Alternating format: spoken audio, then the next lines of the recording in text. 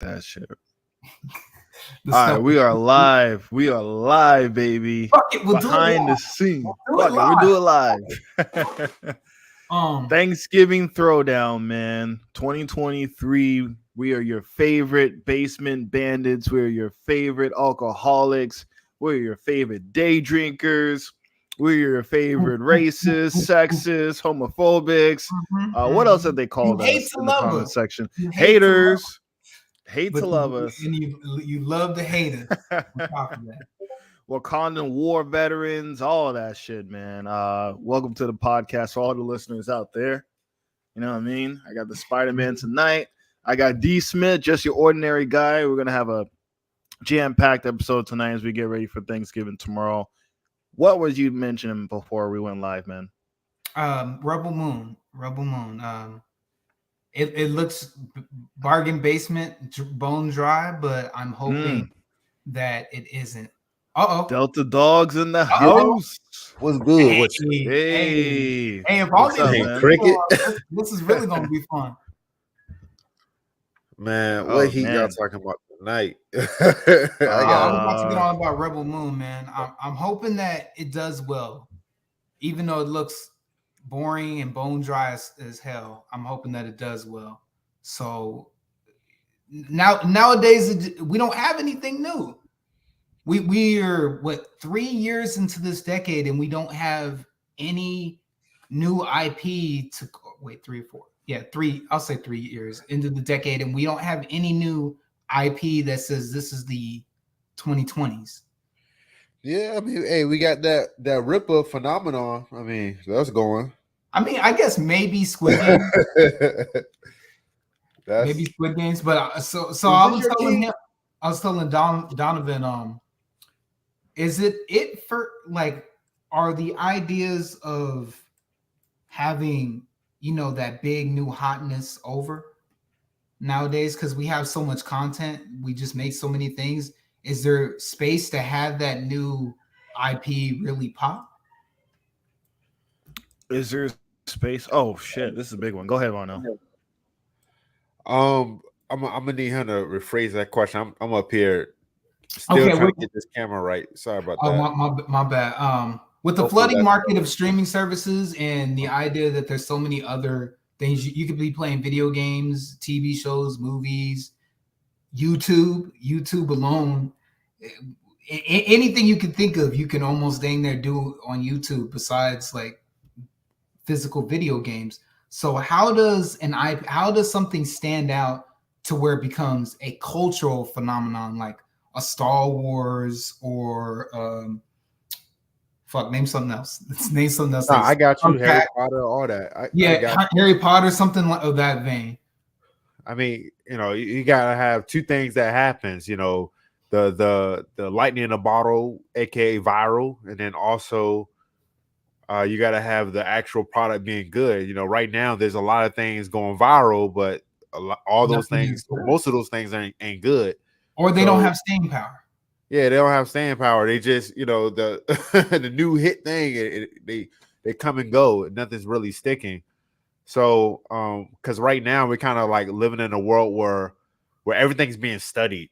You know what I'm saying? Everything but the right thing is being studied. Like they literally have TikTok down to a science so bad that it got banned in certain places because it's messing up the brain. You know what I'm saying? It's too aggressive. It's too aggressive. Like, you can stay on TikTok for days because they got you down to a science. Like whatever you like, whatever, how long you watching this video. Okay, we'll recommend more videos to you like that. Okay, well, you need to have a catchphrase or something like that to get you locked in within the first second of that video. And they have all the videos. Like either you do it that way or you're not going to succeed on TikTok. So it's all that, but where's the quality though? Like what's something that's original that's going to stay? You said they got them down to a science, but they're obviously soulless. They're just enough to grab you enough. Yeah. Yeah, and that's as far as it goes. It's really just as far as it goes because right now, like, look at TikTok's system. You literally have a share thing where you share like, hey, look, what's going viral right now is this specific music. Okay, now everybody has to use that music. You know what I'm saying? So it's literally breeding copy, like copy this, so you can go viral. So it's not really encouraging anything new. You know, like you even have the hashtags. Hashtags is literally either you talk about Spider-Man or you talk about Superman or Harry Potter, whatever, or you're not going viral. So you have things like that. You know, you have, of course, again, those lightnings in a bottle, but that's very rare. They don't promote originality right now. Like that's not the era we live in right now. It's all about redoing things. Right. Now those are good points, man. Those are good points. I think specifically talking about the box office, I think that's always been a difficult sell. Hard to predict what's going to be a hit with people in the box office.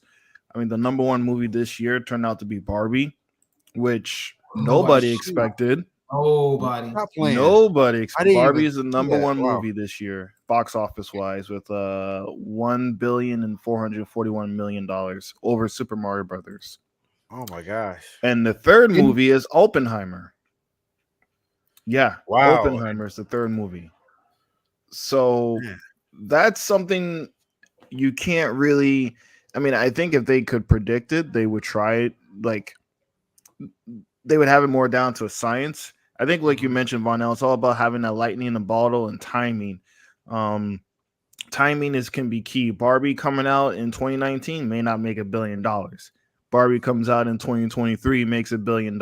You know, and it has a lot of commentary on like red pill masculinity and femininity and a whole lot of womanhood and a whole lot of different categories in there that would the quote unquote marksman would deem woke, but people came out to see it because it was a great film. It was a funny, to me, it was like comedy of the year. It was a lot of fun watching it.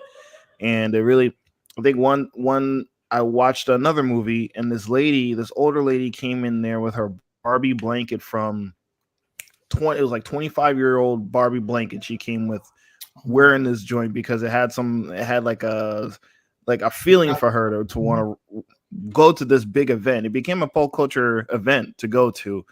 And I think when it comes to the theaters, you need that, we mentioned last time, you need that kind of event. You need that spectacle because we're all trained now to stay home and watch streaming. So I won't want to say the days of like straight up dramatic films or character pieces, story driven, more contemporary films are like dead at the box office, but like we're gonna look at those films like, okay, this is a streaming film. Look at like Killers of the Flower Moon. Like we know it's going to Apple Plus, so we're gonna wait on it. You know, we're not gonna like those mid-level, mid-budget, low-budget films that have a lot of heart and they have a lot of character and a lot of story to it. We're not gonna go pay $20 to the movie theaters because that's a streaming movie. We're gonna wait. That's the streaming movie has turned into the straight to VHS film, in a sense. You know. But now things are limited. There's too much content and things are limited. So the window of you finding it is going to be even harder than before. Yeah, we're in a sea of content. Everybody is fighting for everybody's attention. Everybody, and then we feel it on the indie space. From the indie space per se, from the underground, all the way on top to Disney, Warner Brothers, Peacock. All those guys are literally fighting for 1 second of attention from us to get us interested in whatever show or movie they're trying to pitch to us. You know what I mean? Shout out to Uncle Jack. Uncle Jack says, hey yo. Rebel Moon has a decent cast. Yeah, I could definitely agree with you on that one for sure, man. Yo, Uncle Jack, man, shout out to you, man. Let's hold down this channel since I've been gone for like 6 months. You and D Smith and Charles, man. So definitely big shout out to Uncle Jack, man, keeping this channel afloat. It definitely wouldn't be the same without him, man, doing this thing out there. But yeah, we're in a sea of content. We're in an oversaturation age. And in this age, how do you get people excited to go to the theater and watch your movie? And how do you get people excited to watch your show on a streaming platform or cable?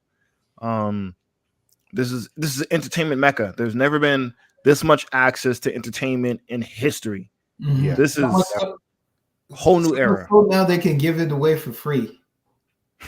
Yeah, almost damn near. Some of it away for free. Yeah, damn near, man. Yeah, because I remember back in the day when my parents were just like, they was really hating how entertainment has been like the forefront. You know, it was just it kept growing and growing when I was kids. Yeah, it was good. It was good, Charles. What up, Pan African Phantom in the building? But yeah, when I was a kid, they were just mad like, yo, entertainment is taking over the world right now. And this was back in like the early 2000s. And it was just like, it was dangerous. It was so bad that my parents was thinking that, man, people are not even trying to learn nowadays because they're just stuck in games or watching football, basketball, and stuff like that. And how athletes got paid a lot more than teachers. So, again, American money is more towards Hollywood versus education and stuff like that. And right now, we're kind of really seeing it right now because, like you said, you have access to all types of entertainment. You know what I mean? Like manga, manga going crazy. Oh, the M word. The M word. Don't say the M word around here. The M word. Okay. But yeah, it's a lot, man. I don't know how we'll be able to come up with some type of formula to fight that click type audience right now. Excuse me, of what they're used to and what they're trained to be. Because right now we're kind of seeing just the beginning of it. Because right now we're training a whole generation of audience to only be attracted to TikTok, fast pace, versus a YouTube 30 seconds show that's 30 minutes. You know what I'm saying? With ads. Yeah, so it's crazy right now, bro. True that. Charles, what you gotta think? What do you think, man? Give me an overview. D Smith, go ahead. With all the content that we have nowadays, where's the room for new and new IPs that are going to have staying power? Oh man, I think a lot like what Vinal said, how the market's saturated. I think the only way to combat that is high level storytelling. I think it's saturated, but Attack on Titan. I always go back to Attack on Titan. That was against the mold. That wasn't a shonen style. Lightning in the bottle. Yeah, they completely undid it. Even with their long, it was a 10-year series. It was a hiatus for every season. Dang there. And and now people are still talking and it just came. And that to me, that was a weak ending. But everyone's still like, oh my god, the greatest anime ever made. You know how people are. Yeah. Me and Dion were talking a couple weeks ago how we're done chasing sheep, because we shouldn't try to make things to fit the clickers and everything. We just make something, and then the sheep will come because we can't chase sheep. Sheep are just gonna come. Yeah. So that's gonna be the new approach this year for sure. Because there's no way to chase sheep, man. We can't. If they're following something, let them follow it and just make something. Worry about make something, because all it takes is 10% of those sheep over there, and a bunch of other sheep are gonna come after. Now, facts.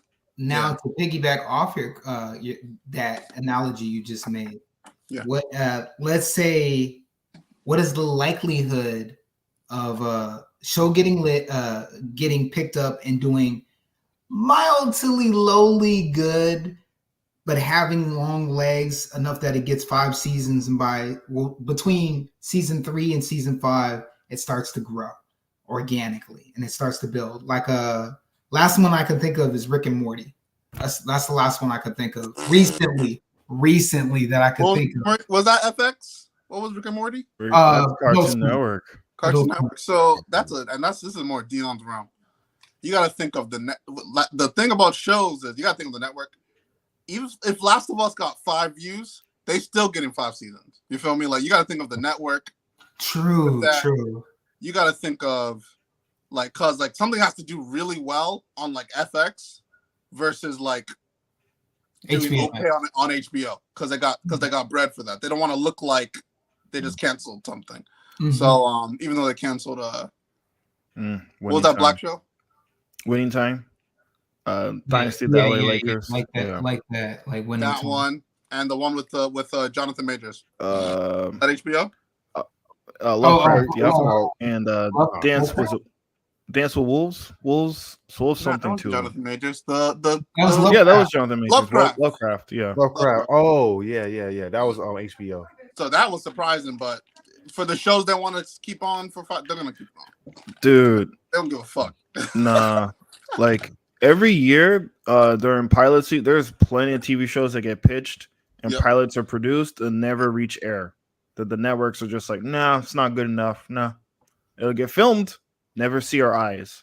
And a lot of these networks and streaming services are looking for instant hits. A lot of these shows are not getting the proper time to grow audiences. Like that Breaking Bad Suits on was it Netflix or whatever streaming it's on? Well, now it's streaming on Netflix and Paramount, I believe. Yeah, it was on Best USA before. Right. Yeah, now that show's never been this popular before. Like there's a lot of shows. It had a little bit of leg. It had very little legs, but legs nonetheless. Yeah. I remember people talking about it a while back. But anyway.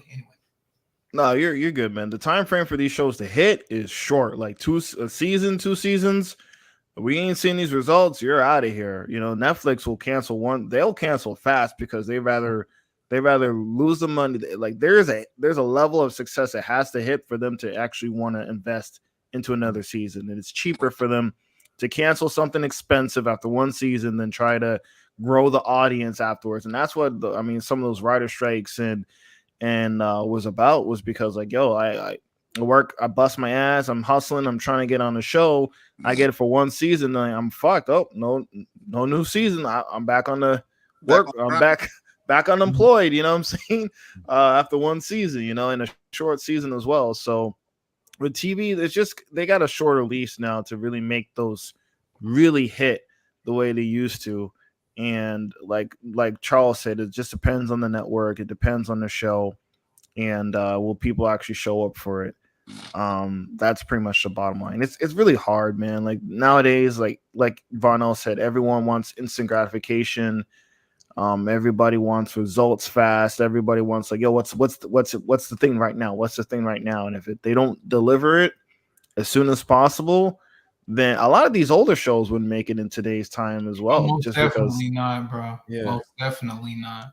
Yeah, a lot of these older shows wouldn't make it in these days' time just because we don't have the patience for it, and the networks will cut the strings, cut the cords, you know, ASAP before it gets going. Can you imagine Lost in the social media era?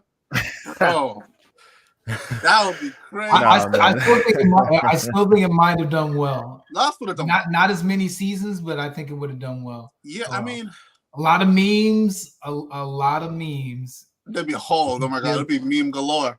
I mean, I think it would have done well as many seasons because they had no intention of answering the questions in Lost. They had no the mystery box. The box. The greatest storytelling technique of all time.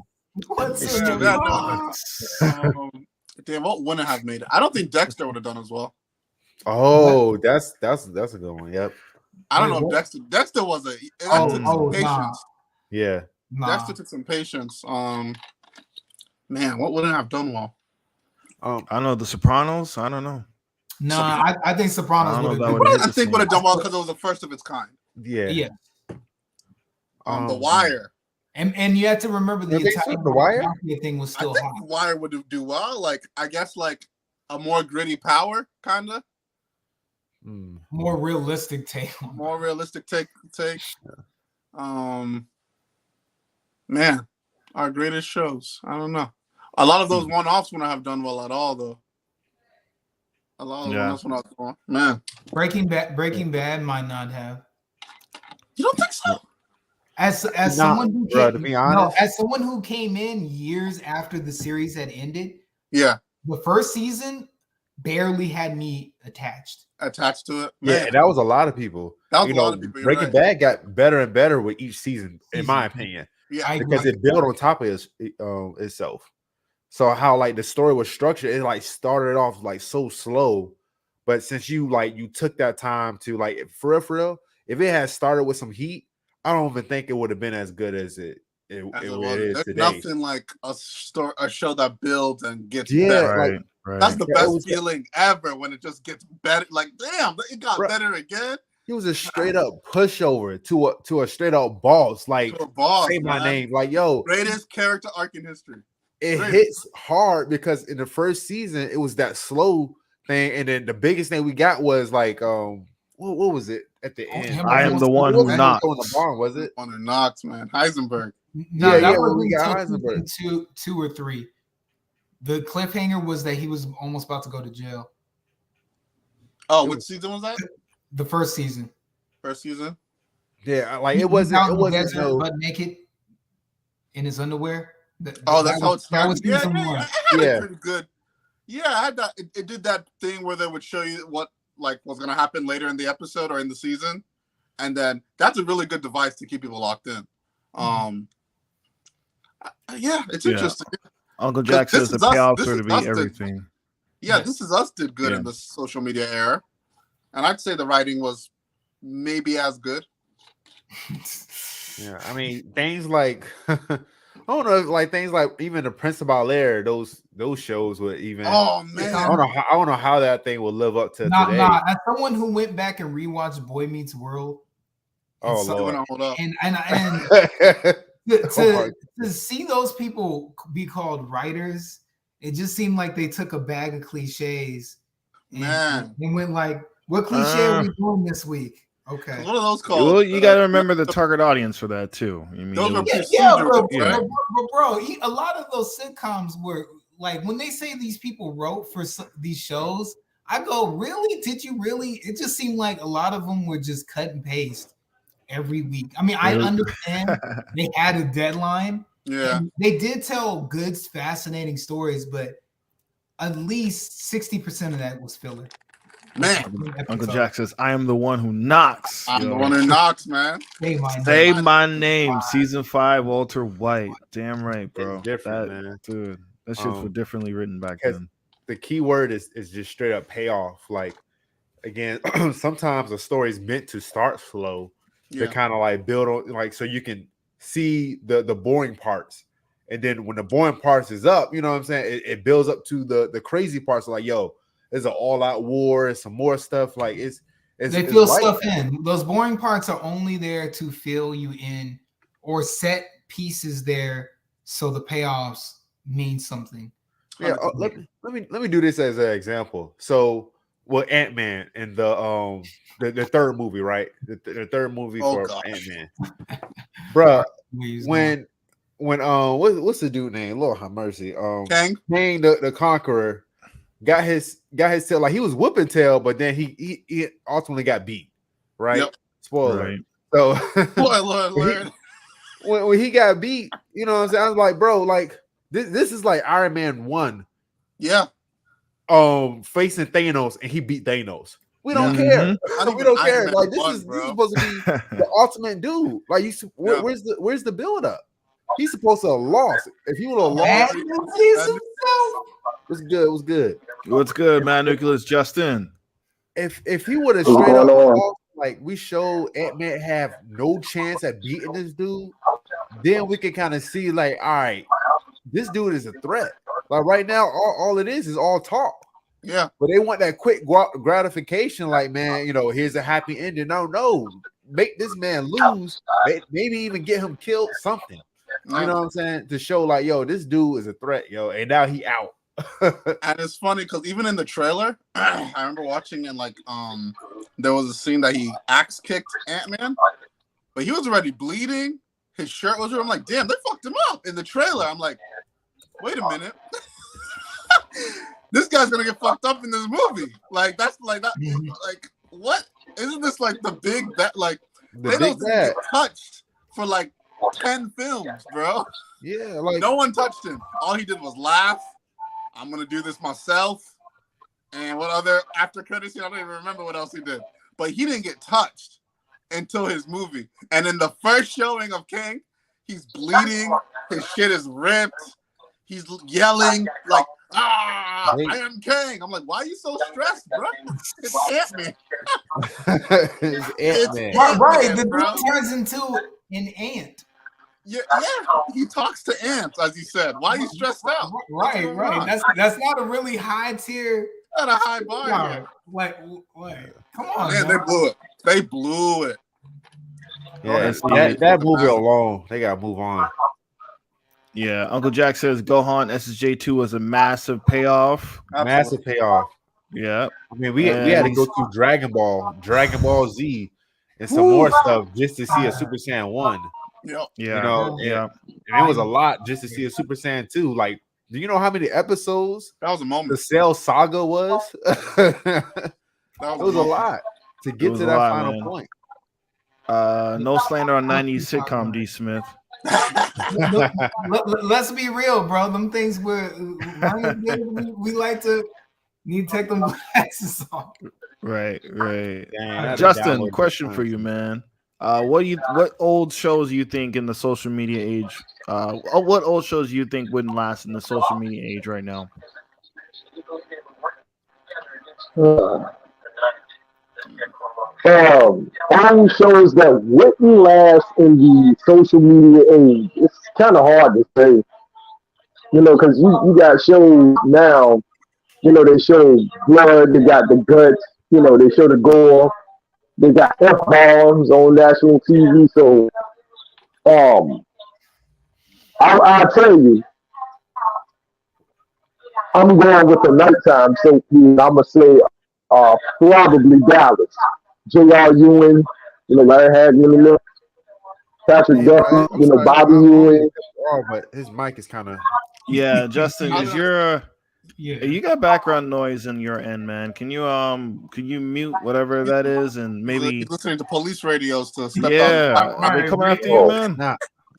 Oh, he on a run. Hey, John Connor sending a radio message out to survivors. No. All right, it is Wednesday night. Are the streets safe, Mad Nucleus? That man about to switch. Is that better? Frozen? Oh, that freaked me out for a second. All right, there we go. All right, try again, man. I was saying probably I'm going with the nighttime. So Dallas, Larry Hagman, J.R. Ewing, Bobby Ewing. The show Dallas. Hey Justin, you're on Bluetooth? Yeah. For your headphones? Yeah. Let me get off them then. Let me see your speaker might be better. Still a little more. How about now? That's a little bit clearer. Now? That's way clearer. That's a little bit clearer, yeah. Okay. All right. Justin, you were saying the TV show Dallas? Yep. But I still think it will survive, but it's probably just because of how PC everything is gotten, and that show was. Oh, that's basically Yellowstone. Yeah. That's Yellowstone. Yeah, I was thinking that's Yellowstone. Yellowstone, but they did it before Yellowstone. So, then you had the other shows like Knots Landing, which was a spinoff of that, and stuff like that. And I can't really say any. I don't know. I never thought of any shows that wouldn't last in today's era. It's kind of hard to say. Some would. I do think some of them would get canceled quicker. They give them 2 or 3 seasons, like stuff like Matlock and Murder She Wrote and stuff wouldn't last long in today's era. Where back then I feel like they were giving 8-9 seasons. I think Murder She Wrote would have cult status. I still feel like that would be a hit show. I feel like that's niche enough that it would be a small hit show. It would just be on a smaller streaming service. That's what I think. It wouldn't get 12 seasons. Nah, but I still say it get 5 to 7 with a strong Yeah. Word. Because honestly, once you hit 7 seasons, it pretty much runs its course. But once you go over 7 seasons, it gets redundant. check Grey's Anatomy. Like that's going on this like 15th or 16th season, and I'm like, really? Like, do you say, enough is enough with this show? Yeah. Uncle Jack's got an off-topic question real quick. Top 5 Thanksgiving desserts. D. Smith, you go first. Oh, easy. Sweet potato pie, cherry pie, apple pie, and my mom makes hey, that's all I eat for dessert most of the time. My mother makes Oreo cheesecake. So Oreo cheesecake. Ooh, I will see over there, man. I will send you pictures. No, I'm gonna send y'all videos. Say he'll send the dish. He'll send you pictures. That's like it's good. He took pictures. He's gonna make your mouth water. Mm-hmm. Oh, that was 4, right? That was 4. Fuck. That's all I normally eat. Okay. All right, that works. Go ahead, Vonell. What you got, man? Top 5 Thanksgiving desserts. He said one of them, sweet potato. Mm-hmm. Got a chocolate cake, and then it was like a white icing cake. That's like, and let me see here. I don't like pecan pie, but some chocolate cookies. But chocolate cookies that goes for Christmas and Thanksgiving. She got to cook it twice. Oh, true. Yeah. I think that's about it. That's all I got right there. All right, word. Justin Prime, what you got, man? Let's see, sweet potato pie, banana pudding, apple pie. I forgot about a banana pudding. Bread pudding, and maybe rice pudding. You got to throw in, like you said, something with Oreo in it. Made like you said, it's so much you can, lemon meringue pie, key lime pie, honorable mentions and stuff like that. So it's several desserts and stuff we probably getting, but so much is going through our minds when we start talking about our favorite foods. Forget something, but right off the top of my head is a sweet potato pie. Sweet potato. You got a lot of pudding on your list, man. Hey, sounds delicious. Got a lot of pie. You got a lot of pudding. All right, you go. Pudding is where is it? Yep. That's true, man. Charles, what you got, bro? Man, definitely key lime pie. What's this other one? You want to say sweet potato. Sweet potato pie. Come on now. No, sweet potato pie, yeah. Key lime pie. Damn, what was this thing? Fudge. I ain't had fudge. Yeah, I've seen people eat it, but I only eat like it in a brick with something. Yeah. Mm-hmm. Does cheesecake count? Cheesecake. Yeah. Yeah. Cheesecake. People do strawberry cheesecake. Cheesecake, and I think, man, I think that Jello. That's a easy go-to. The Bill Cosby Jello. I can't get with no Jello. That's funny. One of my brothers, they wanted a mixed berry Jello, and we were like, no. Oh shit, that ain't the itis, brother. All right, let me stop. That's too much. Too much. Wow. Got close. The sniper was on your chest for a second there. That ain't the itis, brother. Oh shit. Man. Horrible. So tell me, man, what's somebody that should be on everybody's radar to be the next big hit? Like that person needs to be watched. Like Christopher Nolan is the person that needs to be watched. Like in America, we're not talking about no overseas stuff. I'm talking about like writer, director, American made. Yeah, it can be writer, director. Yep, or even a book. Rocky Barnes. I'm gonna say Rocky Barnes. I feel like he's already highlighted, yo. He is, but I said that because he was a safe bet. Yeah, he's definitely there. That's a good question. He's definitely there. That's a good question, bro. I feel like they blacklisted my boy, but I love Judas and the Black Messiah. And I haven't seen anything from Shaka King since. So That was his last film? that was his last film. That was a damn good movie, too. That was good. Damn good movie. That was good. So I would watch out for Shaka King. Yeah, I think Shaka King. Kugler's already in. All these guys are in. Yeah. So I would watch out for Shaka King for sure. Is it somebody that you would go to the movie theaters with, right? Or for? So like Jackie Chan was my dude to go to the movie theater every time he popped up. Oh, like back in the day. Mm-hmm. So is it an actor that you guys will just like go to the movie theaters with? You don't even need a trailer. You don't need no trailer. you just trust. I don't think so, right? To me, I don't. Not right now. Not right now. Not right now. Damn, Unfortunately, that's sad. Tough era. That is unfortunately no. Even Will Smith had his time. You know what I'm saying? Like, Will Smith I still ain't seen that slave movie. I ain't going to see either. I ain't seen that slave movie. I would not. You know what I'm saying? I haven't seen that slave movie. Oh, you know what? Come on, that back. Tiana Paris. Who? Boy, this ain't being taken serious. Tiana Paris, I'm buying it. Oh, Lord. No story needed. I'm buying it, bro. You just need a good DP on that film. You just need good cinematography. That's all you need. You don't need no story. Tiana Paris. Is it safe to say Jordan Peele still, or is he a made man? You said who? Jordan Peele. Nah, he's in there. He's not up and coming. He's in there for sure. Okay. Up and coming, huh? Someone kind of on the low.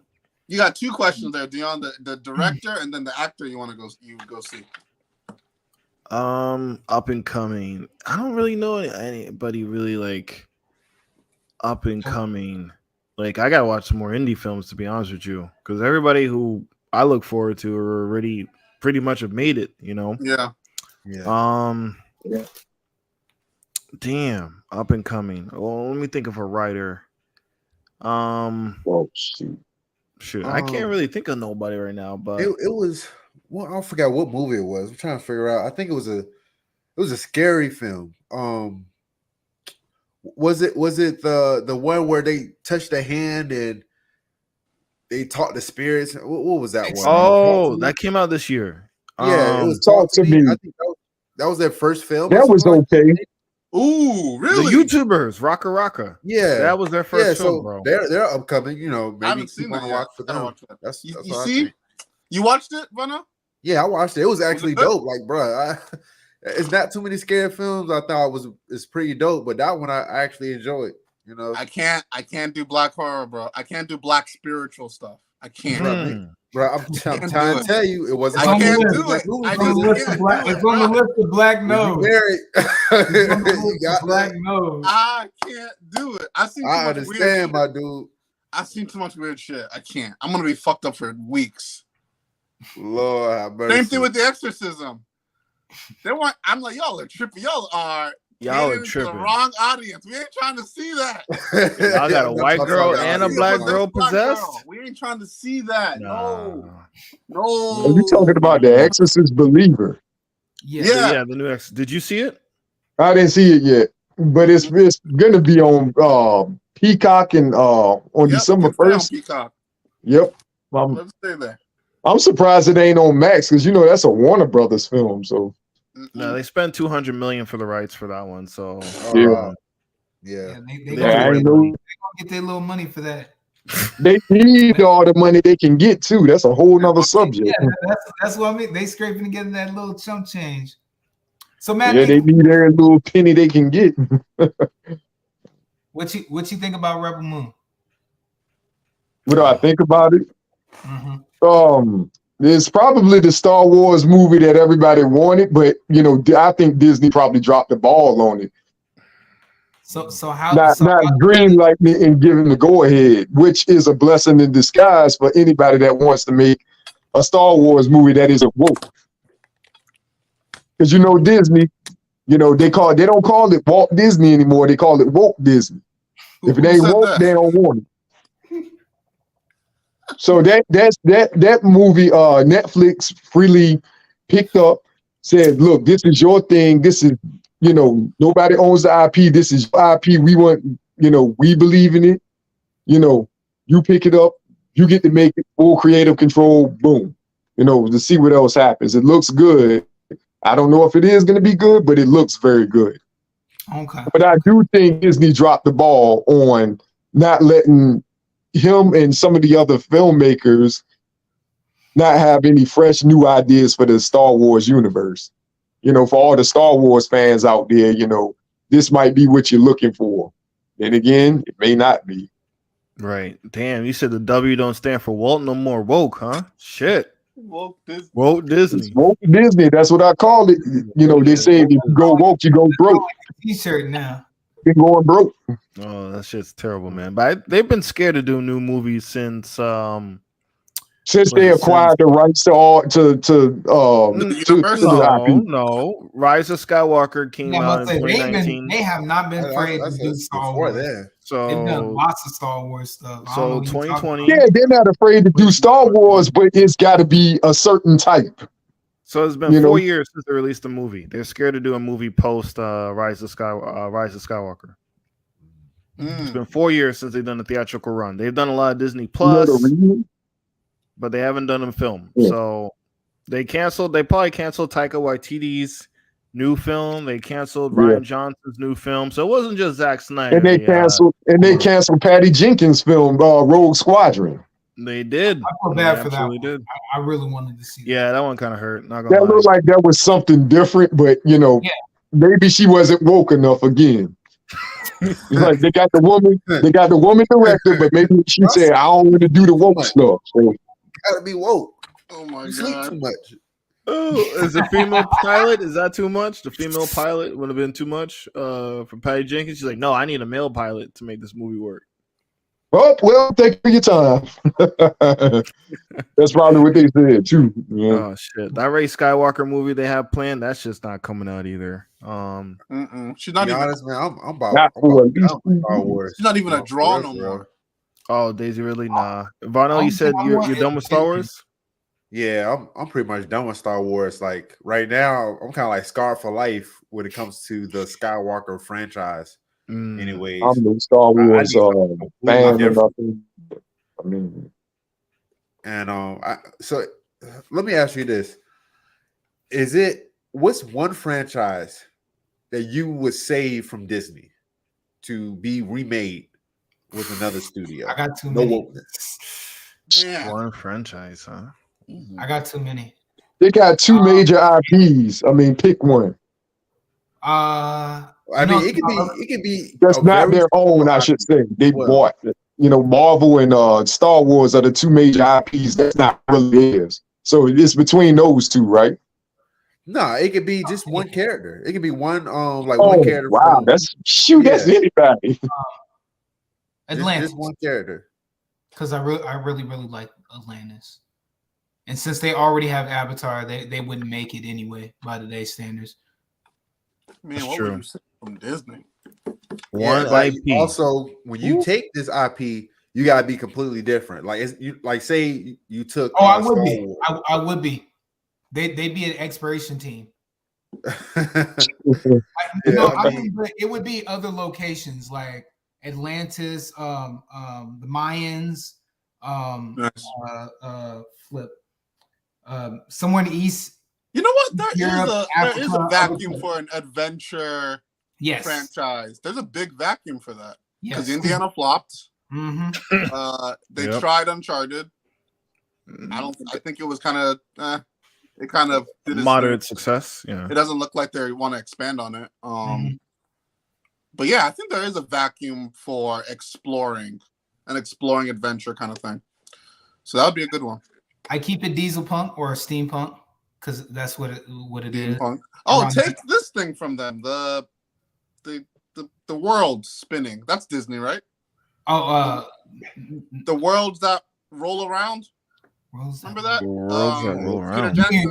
Around the world in 80 days? No. It's like you know what I'm talking about. Wait a minute. That's the title though. Peter Jackson worked for Disney? Yeah, right? I don't think he did. Oh, is this just a random IP that he's I don't know. The Spinning Worlds one? The movie? I think I got one. Okay. What is it? I think I got one. Pirates of the Caribbean. I would save that from Space Disney. Mountain. You'd make it gritty? Huh? What would you do with it? I would, because I like the whole aspect of, because I only think we did like a small bit of Pirates of the Caribbean. Like they got what is it? The Davy Jones, where you have that big old sea monster come out the water and stuff like that. Like kind of expand more on different myths out there in the sea. With again different pirates, whatever. You have the different crew members and stuff like that. I would like you have different curses. Like that would be so dope to kind of like see somebody like HBO take that where a more serious take. I would definitely keep the funniness that Jack Sparrow brings to it, but that's somewhat serious. I mean, just they got a very fine line of how serious and how funny it is, to be honest. Like part one, I mean, all three of them. Well, the first three, I'll say the first three it has perfect. Yeah, perfect. Space Mountain and Thunder Mountain, and get William Dafoe to be in Thunder Mountain as a kooky old crazy train rider. Nice. Okay. I think that would be on Disney Plus. Disney Plus. Disney owns so much shit. Oh, I got it. Tomorrowland.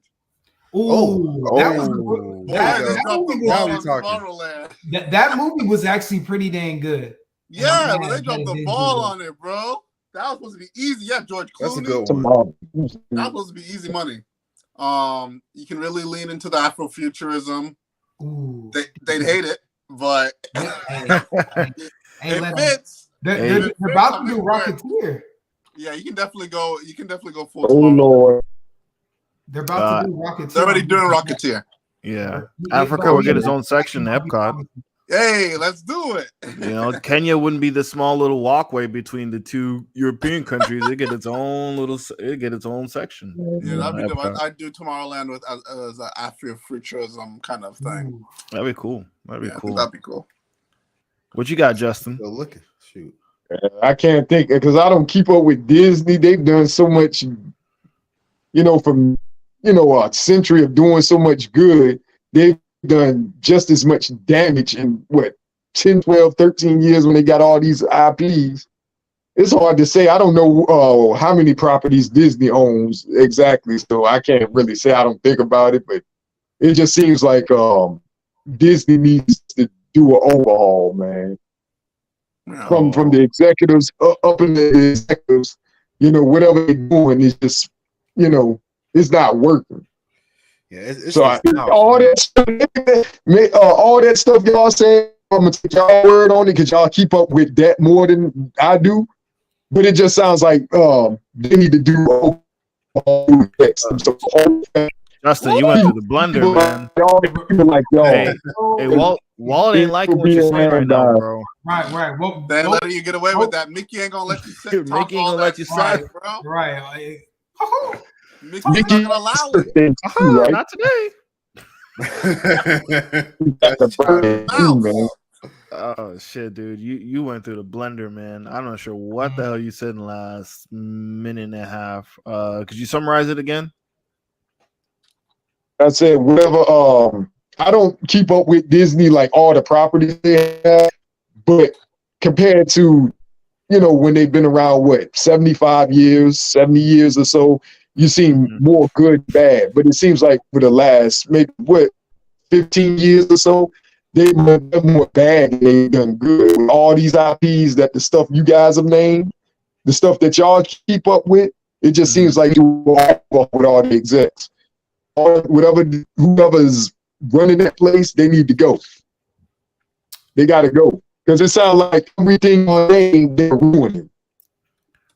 Everything they made, they're ruining. Everything they doing the last 12, 13, 14 years or so. Since the late 2000s. Maybe 2-3 years. I mean, 2019, they had the biggest year for any movie production. They were the new hotness again. In 2019, they made $7 billion, bro. Yeah. 7 billion. When did Disney start fucking up? 7 billion? 7 million or 7 billion? 7 million is chump change. What? Billion. You 7 said billion? 7 million or 7 billion? Billion. I don't think DC's Oh. made 7 billion in the past 10 years. Dang. You Oh, talking shit. about- I think I'll go. But why are they in debt then? Disney's in debt, bro. Yeah, Are they in they debt? debt, I mean, bro. if they're in debt, A lot of everybody's in people debt. are in debt, bro. Like No. people are in They debt. they losing money every time they be doing the calls and stuff like that. Then you know What is DC's it in they debt, call it? man. Like Wally. The quarter season stuff. Them Dude. Like and Warner Wally. Brothers have always been at the bottom of the barrel losing money. You know, they're not gaining no prize gain, they lose like that. That's why they're licensed. That's why Warner Brothers is licensing out their stuff. Disney is licensing out some of that stuff because they're losing money. So something is going on there. Please At the end of the day, they get the gross revenue and, you know, I don't know what's going on, but whatever y'all understand about all those. Oh man, I'm gonna have to get him back in here after. Justin, I need you to see if you can reboot your router or something, man, so you can you were get refreshed. Tell the truth, Dion. The check cleared. The check cleared. The check. Hey, go ahead, boy. Hey, Mickey Mouse just said, I got you. Don't you say nothing else about that mouse. All right. Let me just twist this dial old school. Like, hey, Dion got an email, boy. hey, shut him up. Be like, Trump, shut him down. Shut him down. Oh my goodness. Mouse at Disney.com got Dion got that email. Kick that man. Oh man. But yeah, go ahead, man. Go ahead. Yeah. Recess or weekenders. Another thing that they don't do anymore, slice of life. Ooh, as a webcomic. I don't know if I would want that as a webcomic though. But that would work as a webcomic. Because the slice of life is very good. So okay. So we have different properties for indie comic books and stuff like that. So you got Boom Studios, you got Image Comics and stuff like that. What's a series that you guys either heard of or read that you would like to be turned into a film, right? And just give us something that most people don't know about. Like it's this other one called Wish, I believe it's called, and basically it's a world where one day that okay, I see. So one day it was 1 billion people on Earth or something like that. It was a lot of people on Earth, and as soon as that baby was born, then everybody got a genie. Oh, that's what I think it's called. Oh, I know which one you're talking about. Yeah, and everyone can make a wish. Yeah, everybody can make one wish. Yeah. So I didn't read that. How was that? Yeah. I heard like good things. It was that pretty. Got like That was one of those series that like, man, okay, this is outside the box. You know what I mean? Nice. Just to kind of see like, yo, what if this, and then boom, they just let everything play out. So I like the concept. Love the concept. I would like to see a movie or something like that. So what would you guys like to see? Ooh. That's a good one, man. I liked I didn't read the whole series, but I like Once and Future by Boom Studios, which is essentially like a lot of medieval storytelling and themes being reborn in the modern age. So the artwork was fantastic. I like the characters. It's got a real it's like what would it be like? Again? It's called Once and Future by Boom Studios. And it's just kind of like a retelling of ancient that whole medieval mythology with King Arthur and them, just like reinterpreted in modern society. Almost like Yu-Gi-Oh! Like they sealed away all those old folk tales, and I'm doing a horrible summary of it, but it's like almost like they sealed away all that magic and lore from the medieval times, and then it comes back and you see King Arthur and they're like almost like phantom zombie type creatures. Or it's really cool. I think Dan Mora is one of the artists, and he kills it with the artwork, and the storytelling was really good too. I think it ran for like 30 plus issues, and it's got like three hardcover editions, And I just thought it was really dope, man. I was like, oh, cool. This is like medieval storytelling, just like reinterpreted, not reinterpreted, but just like, hey, what if King Arthur and the knights and all that, dragons and all that stuff was to come back in a modern age with the art style? I thought it was cool. So I like to see that as a movie. Nice. Yeah, I'm checking it out now. That looks pretty dope. I'll actually like to read that.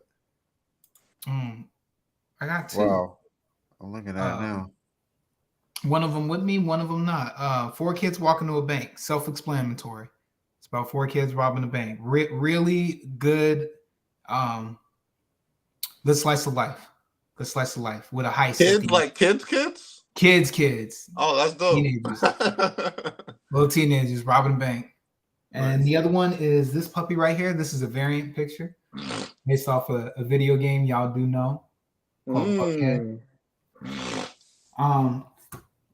Kid is from his family's from Africa. They move out here. His father is a what do those people call that dig up bodies and stuff like that? Archaeologist. And he goes missing. His mother is also an archaeologist. Is this a Final Fantasy book? No, but the cover is based off of it. It's a variant. It's a variant. But stolen. His mother is an archaeologist working in Buckhead, the city of Buckhead. Y'all should know if you live in the States. And something crazy happens involving the African demon right here, and what his mother is doing, and shenanigans like Stranger Things. I say it's like Stranger Things and Goonies. It's a mix. Oh, I mean, Stranger Things is like Goonies. But I see that. That's true. All right, cool. Charles, what you got? One I did read a little bit of. I haven't finished it. Was canceled. And it's from Mad Cave Studios. And from the premise from the beginning, which I loved, was like when the cancel thing was happening a lot. It's less this year, more last year. There would literally be a bounty on the person's head. Oh, I saw y'all post that. Yeah, people would rush out to go kill these people that got canceled for whatever reason. I thought it was super. I really lean a lot into that when things get kind of meta with stuff like that. So I thought that was really good. It was really witty. It was really witty, the dialogue. So I dig that. And then probably a second one, honorable mention was I forgot what it's called. But it was basically every country has a superhero. Oh, the one I told you about. Ambassadors. Who did that? Miller? Yes, Ambassadors was. Yeah. I hope that gets a Netflix show, bro. They just turned Kick-Ass into America's hero at the end of the big tie-in event that Mark Millar had. Okay, they turned the superhero Kick-Ass into the American ambassador, which I thought was cool. But that's it for me. That's it. Yep. I'm up here I gotta catch up. Read Ambassadors. I highly recommend Ambassadors. Okay. I need that to get a second volume so bad. All that beginning, Charles, that beginning, you read it, right? Yeah, I read the beginning. Beginning with old chick, when she put the gun to her neck and said, "You messed with the wrong one." And I like that it's like, especially in this era with like people kind of remolding the superhero genre, it fits perfectly. Yes. I need that to get adapted at some point. And I like her costume too. Her superhero costume looked dope. Yeah. That white with the Korean flags oval on her chest. Yeah. Cool. Vonell, you got anybody yet? Oh, as far as for like an adaptation for like a comic book series. Oh no, I was talking about the genies. That's mine. Oh, that was the genies. Okay. Yeah. Justin, I know you don't have anything. I know you don't got anything, man. No. I mean, it sounds like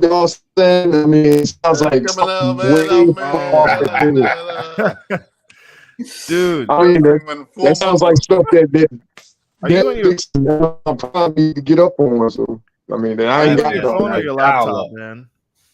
Can you get on your phone or your laptop?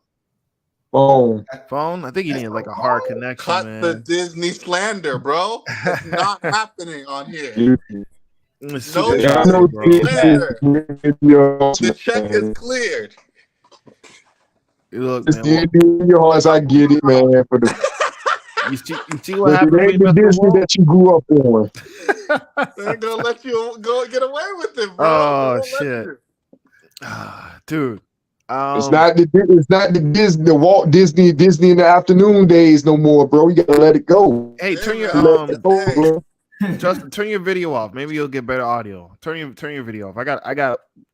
I know what you're here for. We'll get into it. Turn your video off. Maybe that'll help with the audio. Yeah, you here now? Yeah, that's a bit better. Okay, it's just the internet All right. connection. All right, so Justimus Prime, bro. This was a big week for your boy, James Gunn, Ooh. Oh, boy. because he casted Nicholas Hoult, right, for Lex Luthor. You got who you got? The other guy, Jimmy the sidekick Olsen. dude. Jimmy Olsen. You guys got a cast going on here, man, with the Superman Legacy movie, man, with James Gunn. Like, how are you feeling so far about this project and the casting and the overall direction? The casting I actually kind of like, even though it's some of these people I haven't heard of before, but I do not trust James Gunn. At all. For obvious reasons I said the last time. So I don't trust him with Superman. I wouldn't trust him. Bro. You can't. The mouse is not. They even let you slide a little bit to see what you're gonna do, and they still cut you off. Oh man, dude. Do a cliff notes. Do a cliff notes of why you still don't trust James Gunn with this new DC universe, even though he's making he put Superman first. He's putting the S on the chest. Actually, that's not first. Huh? That's not first. First live action. He's doing a cartoon. First live action, but that's not the first project in that universe. It's Creature Commandos, I believe. Creature Commandos, that's like a fun animated thing, man. That don't really count. but nobody knows that, and he's hoping people will get all up. Nobody's going to be into that. So that if they're smart, they'll do that straight to video, DVD, whatever. Yeah, I think that's gonna go straight to HBO Max. But damn, so these castings have made no difference in your confidence in James Gunn in the new DC universe. Well, the casting is fine, like I said, but I don't. James Gunn's problem is dialogue, and you can't have cheesy, corny jokes in a Superman movie. He's gonna crack fart jokes. He's gonna have penis and vagina jokes, toilet humor. It's in his nature. He's writing the project and directing it. He didn't really do dirty jokes. Forget about this just being a comic book property and look at who's involved in this. He's writing and directing it, and dialogue is not his thing. Guardians, really? He didn't really do dirty jokes. He's gonna. Oh man, but yeah, because Disney is team on this stuff. So but if he had his way, it would be way more raunchier and cheesier than that. Because look at Peacemaker. Though Peacemaker was a good TV show, but the dialogue kind of ruined some of the stuff for him. You have to think of what and his Suicide Squad movie was bunk. So I mean, bro, when you go to buy ice cream at the grocery store, vanilla tastes different than chocolate. Vanilla don't taste like but you know what vanilla and chocolate is supposed to taste like. With James Gunn, James Gunn will try to convince you that strawberry ice cream tastes like vanilla. Like, come on, man. I don't believe so, brother. I don't believe so. He's gonna have cheesy jokes, or he's gonna have subliminals in the trust. And he just rebutted with a weird ass analogy back, like, bro, you can't even write that. You can't write that. That's a good one. They gonna clip. We have to clip that shit. Yo, but okay. So James Gunn. I mean, I don't think he's All right. What do you guys think about so far with Superman Legacy in the casting? Because that's the first live action up with this new DC. Are they just faking it till they make it? Or are they waiting for the sale for NBC Universal? At least the people in the back. I'm sorry. I'm sorry, brother. Go ahead. I got low expectations for this. I ain't gonna lie. Like right now, it's guilty until proven innocent for Marvel and DC for me. Yep. Like right now, everything's getting somebody else gonna either tell me, yo, that was an amazing movie, or I'm gonna have to just catch it on Netflix or HBO, whatever the case may be. And I wonder how many tries is this man gonna get? How many bad movies are we gonna get till either it's in the right hand? You know what I'm saying? I'm not saying that he's going to do a bad job or anything. I'm just saying if he does do a bad job, how they're gonna give him 3 movies, 2 movies? I say how long do we have to wait? 3 max. I'm gonna say 3 max, because that's a lot of money invested in those movies, and them shareholders are getting mighty impatient. Like the Marvels. Oh, my bad. Oh, you just said another M word there on here. I don't no part of that. Woo!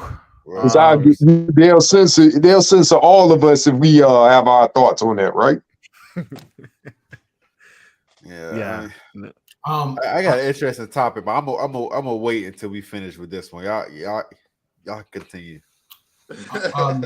Donovan, I think everyone else, like the studio heads, they're all hoping that this does well enough so it can make, when they go to sell it, they can offer it up as a good package deal. That's what I think. But James Gunn himself, he probably thinks that he is doing something, and hopefully he is, man. I want this to do well. I think it still will do well. I think he's going to introduce a world that is already, we're coming in on a regular Tuesday while things are happening. That's why we're seeing a lot of other superheroes. The world will already be established, or things will be established. We just haven't seen it. That's what I'm thinking. Talk about blind faith. Okay. All right. Vonell, hold your question, man. Hold your question. Because I got a creator's corner here, kind of, right, tonight. So there's a rumor that the new script, the new film, involves a conflict with the Middle East. And we know what's going on. We know what's going on overseas right now. Would you edit or change the current if that rumor is true, would you change your script based upon what's happening in the world right now? Yes. Keep it comics related, at least for the moment. Just do Brainiac and maybe introduce Lex Luthor. That's it. All right. So D Smith, you say no Middle Eastern conflict or angle. Just keep it comic. Okay. Von L, what you think, man? I'm trying to figure out what's going on. I'm sorry. I've been so focused on business. I'm trying to figure out what's going on. I don't even know how to summarize it. Stuff going on in the world that is are you talking about that? All right, I got you. So I would keep it comic. Yeah. You would change it. Keep it comic. You would change it. I'm about to say I don't want to. Yeah, I'll just keep my answer short for that one. Okay, Charles, I think I know what you say. Well, go ahead. Story first. I like how you did that. Story first. Hanging on to that flag all day. I think you acknowledge it the best you can. If it's pertinent to the story, it can't go. It's in there. Whoops. I know they took out the World Trade Center from Spider-Man. They did when that happened, but I mean, it wasn't. How important was it? Now, if homeboy Green Goblin's lab was in the World Trade Center, or it's a foundation, it's a built-in, but then you acknowledge, how important it is. But if it can be, if it's not, if it's just like a flyby, oh, we're passing the Middle East, yeah, cut it. But I don't know. I don't even know how to reshape shit. To be honest, I just wanted to. I wouldn't want it to feel weird, like Transformers just suddenly being in China for no reason. Right. You know what I'm saying? Something like that. Money Right. told us. So I guess it depends on how important it is to the story. Okay. Yeah, I mean, because if it's gonna be a type of thing where it's distracting from the overall story, then that's probably the only way I would probably take it out. Like there was a cool one. I'll give you an example from the Superman show, which is very well written show. Anyone should check it out. I love this because this is not something ever explored. He approaches a North Korean submarine that was breaking down, and he saves them, and takes the submarine to North Korea. And they said, "What the hell are you doing? Like, you can't do that." So like it caused a conflict with the U.S. government, but like he's Superman. So that whole episode was about like, am I Superman American or am I just Superman? So that's an awesome concept. You should, if that happens, if it's something like that, which, no offense, James Gunn is not the most original guy. I imagine it's something like that. It might be something like that. Yeah. Yeah, they should definitely keep that. That's a strong, you know. I don't now. All right, Zion is gonna be like, oh, fuck, Jewish Superman. I don't know. I don't know. Oh, boy. It's sticky. Uh-oh. So, talk about getting censored. Yo, it's true. Will they say that? You know, he's Jew. The guy's Jewish, so it's like, yes. He was created by Jews. I would low key think it might be intentional for some buzz. Might be, yeah. So Superman would save people in Palestine, so he would. And both it's not out of character. Exactly, not out of character at all. So, yeah, I say leave it in, man. I got a feeling that's exactly what. They're probably what they did. Yeah. Mad Nucleus, what are you thinking, man? You changing your script from being woke to safe? Man, y'all had good points, but they don't need to do it because it's been done before. You know, they was saying it was copying Iron Man, and also that scene in Batman versus Superman has been done before, so you know they don't need to do it again. That was in the Middle East. I thought that was Africa. I can't remember that horrible. It was supposed to be in Africa, but it looked like it was Northern Africa, closer to the Middle East, you know, Northeastern Africa, because it was in the sands and stuff like that. I got a Middle Eastern vibe from it. Like Sudan somewhere. I don't know, but it's definitely close to that. So, I mean, man, how come Superman don't save us in Africa, bro? That's not really my concern, though. How come Superman never came to Africa? How come Superman never came to Africa and save us? Man. Oh wow, boy. Oh wow, no. I mean, you already know Superman just. When he got ice breath, who you want to hear. That right there shouldn't be a concern as far as that script leak. My thing is, they criticized the DCEU for this, saying cramming too much characters, in particular BVS. But man, they got 25 characters, you know, main characters, A and B list people in this movie. You know, it don't even feel like it's a Superman movie. Not to me. Right. Because they got the Justice League. They got Green Lantern. They got the generic Justice League in there. The generic Justice League. Oh, man. Who they got in there, yo? I think they got the Hawkman and Mr. Terrific and I don't know, and ain't no telling how much more be added. You know, it's just too much. No, Who? Wonder Man is owned by DC. Wonder Man. Oh shit! I mean, owned by Marvel. Fucked up. I know that's a whole story that I'll get into another day. Wonder Woman, fine, we'll take Wonder Man. That's literally what happened back in the day. Literally Marvel and DC. Yep. Man. I think they'll just be in there for quick appearances, and again to establish a world. Establish the world. Right? Who's to say that these guys don't just swing by Metropolis every once in a while, or have other things going on? Because one thing Yeah, but they can have them throughout the universe. But I guess he's doing that. And it goes back to what y'all was saying. They probably doing that because he don't got much time or many pictures to do this with. This Superman Legacy is the most important film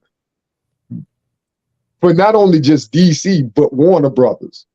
A lot banking up on that, and if this fails, you know, ain't no turning back.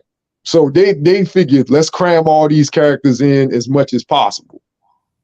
That's a big possibility. I'm not looking at, see, y'all looking at it from a comic book standpoint, and that's fine. I'm the one looking at it from a business outside view. Because he's planning Brave and Bold and some other stuff. I don't think it's gonna make it past Brave and Bold if they're not making bank on this stuff, because the shareholders, like I said, is impatient. And they're in a deficit. They broke too, so you know they're gonna want a return, like a legit large lump sum in their return. Successful return for Superman Legacy. Well, I don't know. We got to know how much the movie costs first. Did 700. That'll probably be close to 800. I think it needs 700. I say 9. I say 9. I say 9 to be seen as a success. Yeah, I'm gonna say close to 9. Jesus Christ, bro! I'd be so stressed out. Yeah, 900. I don't think that's what it's gonna do. Coming out for 3 months. Just you. This movie is gonna cost $200 million. I know it is. They can't go cheap with this. They can't go cheap with this. With all these characters in it and stuff like that, they can't go cheap with it. They can't even get to 500 worldwide in all their latest films, bro. Like 900 out the gate. That's kind of. I think that's it's a lot banking on this thing, man. I'm telling you. Yeah, I mean, I don't doubt it. Damn, bro. See, y'all can look at it. Whatever story y'all can do to be fine. We don't know what he's gonna do with it, but this is the most important movie. The universe starts with Superman is important. You know that he gets off to a good start. Yeah, because if they fuck him up, they're gonna bury him again in this new era. Superman gonna be he gonna be in the background. He gonna be in the sideline. Like, damn, well, how come Superman can't just solve this shit? The fall of an A-list hero or an S rank. That's American Tale. That is like an S rank, A rank hero to B, C rank. Say that shit, man. I can't be too loud, bro. No, you can't. You can't be too loud with that shit, man. Hey, but I go ahead, bro. I wonder if this wasn't my question, but I wonder is DC going to or Marvel going to start with the only 20 characters they're willing to show, right? Like where's the off-brand, well, not off-brand characters? Well, I mean, for off-brand characters that people really don't know about, like Wonder Man could be a Marvel film, you know what I'm saying? Like or at least animation. Like what's somebody where it's like, yo, look, bro, I'll explain that. I mean, I'll explain that.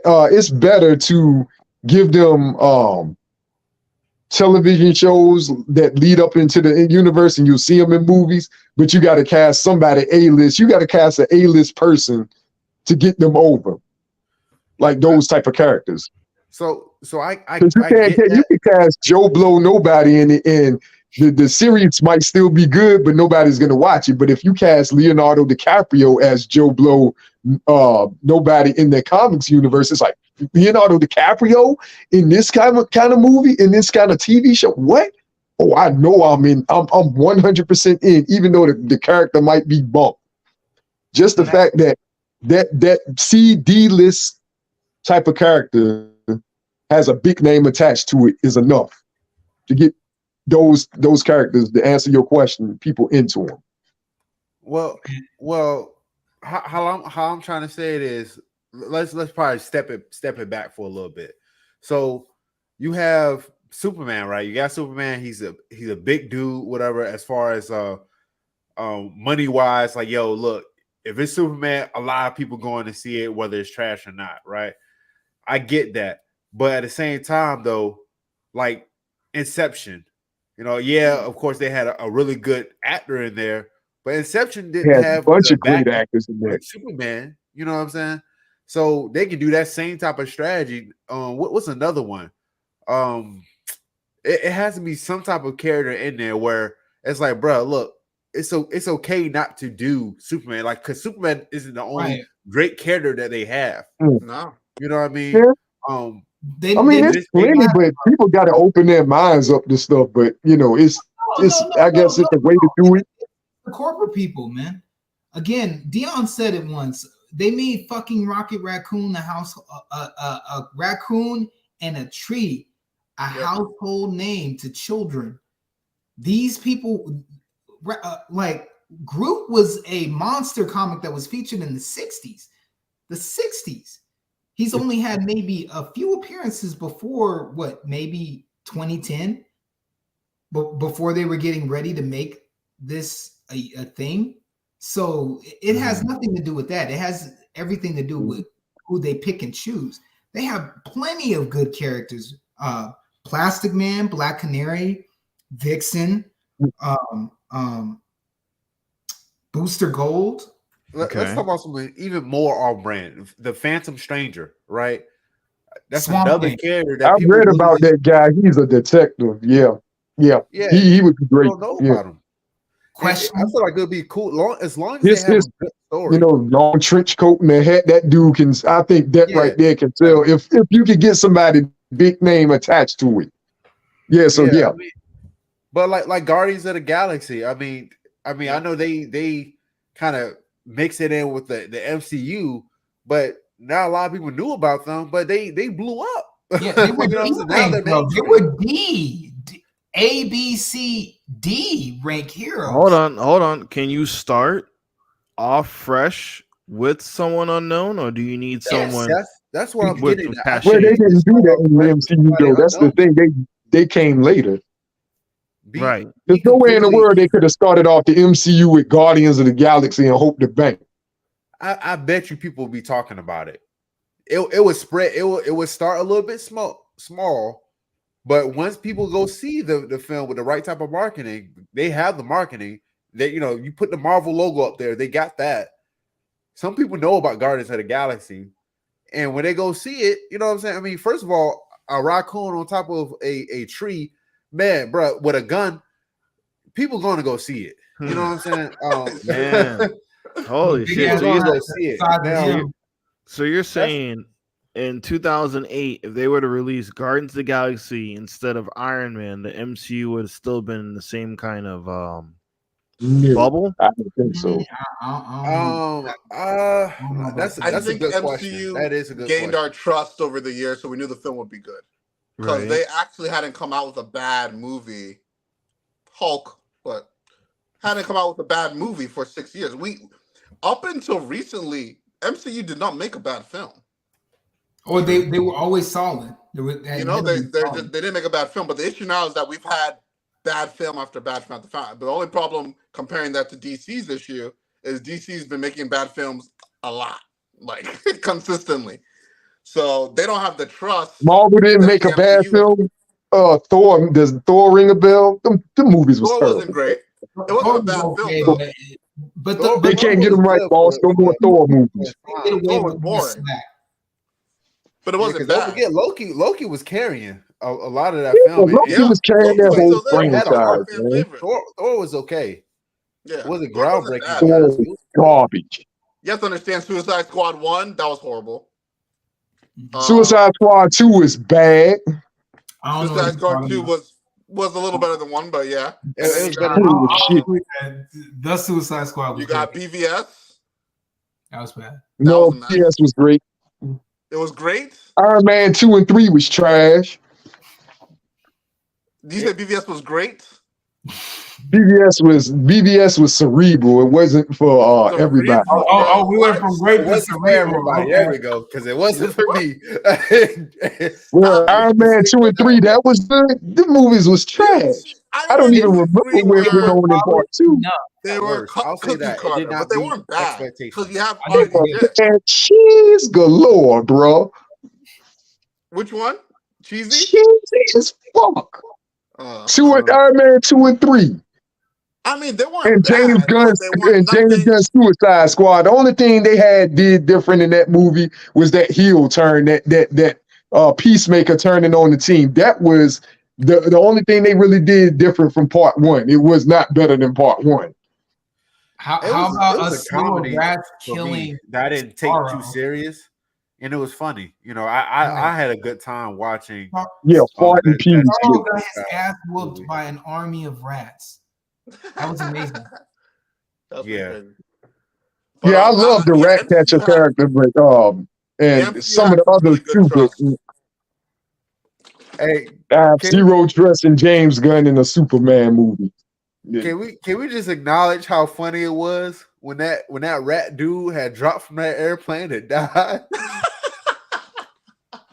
When I tell you, boy, I was crying for a straight 5 minutes straight.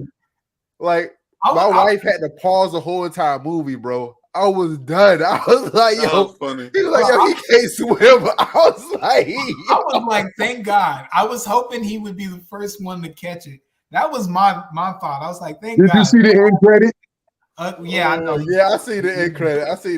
Still, the idea that he was the first one to technically catch it, I loved. I was like, fuck that Weasley thing. Yo, when that man could not swim, boy. It just, for me, that scene alone made this Suicide Squad better than the first movie. Like, I was locked in when I saw that man not be able to swim. Like, he was suicide for real. Or like, why would you stay on that plane? Straight up. Or the fact they sacrificed half the team. Bro. They sacrificed half the team just to get ahead. I love that movie, man. That's probably one of my favorite DC. Man, Nucleus, I don't know what you're talking about, man. That movie was this movie was, man. All thing it had was more color palette, man. It was just a colorful movie. Yeah, sunshines, rainbows, and starfishes and stuff. It was the same plot. It was the same plot with more color palette. It was more entertaining, more comedic. Man. What do the Suicide? Yeah, it had a bunch of F-bombs and toilet humor. Yeah. What do the Studio Squad was still better than that. And that movie made no money. Bro, what is their main objective and most issues in the series? What is it? To go off somebody, to go take care of something. Yeah, not crack toilet. What were they there to do? What were they there to do? I feel like it's more of a style. Like, you know, it's more of an acquired taste. For me, I really enjoyed the second Suicide Squad movie.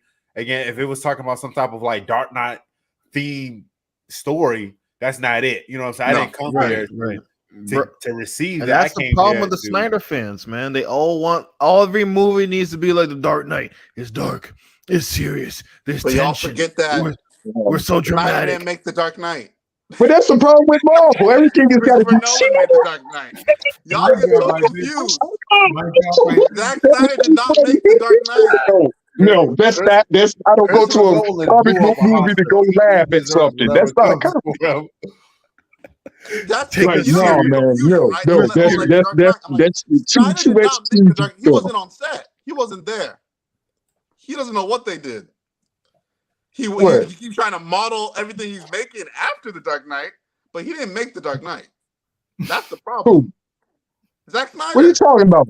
Y'all sound really like Marvel fans. Everything has got to be sunshine and rainbows, Skittles and M&Ms, and everything. Everything has to be gritty. Right. It gotta make sense. Jack and Jill go up the hill stuff. No, man. On the Batman, then what was your take? I'm all about I trust. It takes existentialism. Better dialogue than cheesy humor. Now I will say I did like Peacemaker, but the dialogue was a little bit just come on, man. Chris Carter, come on, man. Chris Carter. Did we get your idea? What was Black Adam? What was Black Adam for you? Black Adam was a good movie, and they weren't trying too hard to be funny, except for the brother. But other than that, they weren't trying to be too funny. They weren't all doing it. Bro, ain't no way. I know. I don't get your. I'll get your taste, man. You know what the problem? I think they always this is what they wanted to do after Snyder left. More jokes, more humor, more comedy. That's what that's what you got. But they got someone that can do that. If Joss Whedon can do that, James Gunn can do that. Joss Whedon, bro. Joss Whedon, bro. Did you just say Joss Whedon? He can do it with his own movie, not cutting and pasting what Zach did. He could have done that with his own movie. But and that movie still would have been Zach shit. Wants to be this prolific, prophetic director and all that, he needs to go back to the drawing board because that's not what he's making. Like, go back, go understudy under Christopher Nolan, and he'll teach you how to make a dark, gritty mythology and all that. He just doesn't have it. He doesn't have it. He's acting like something he's not. Joss Whedon, bro, stop it. Joss Whedon don't even got a job in the industry. Joss Whedon's gonna get paid for a while. He's straight. Yeah, I think his residuals will He kick in. made Avengers Ultron. He's not getting paid doing nothing. He doesn't have no projects attached to his name. He has residuals from those movies. Right. Shazam They're not showing. They're showing Avengers on TV, but none of his other stuff. All right, so they're not showing Buffy on TV. They're not showing the Dollhouse. I don't think you know what Joss He's Whedon making money. He's made his money, but those residual checks aren't as big as you think they are. Hence why they had this strike and stuff. Films. They still directors and writers. He's still getting paid. He's not listening. He's not stressed out. I don't know if he's probably not. But you talking about Joss Whedon like he's God of filmmaking or something. I mean, I'm not gonna lie. He literally kicked off the Avengers series. Back to back. He did it. Like, let's not. I know that he fucked up. Ultron was so great. Yeah. Avengers First 1, Avengers, yeah. Avengers 2.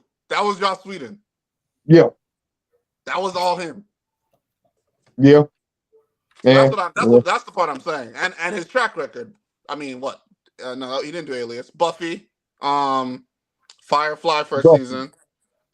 He made that HBO first show. Season. You know why he didn't do there? He wasn't there the rest of the way? Yeah. The rest of Marvel way?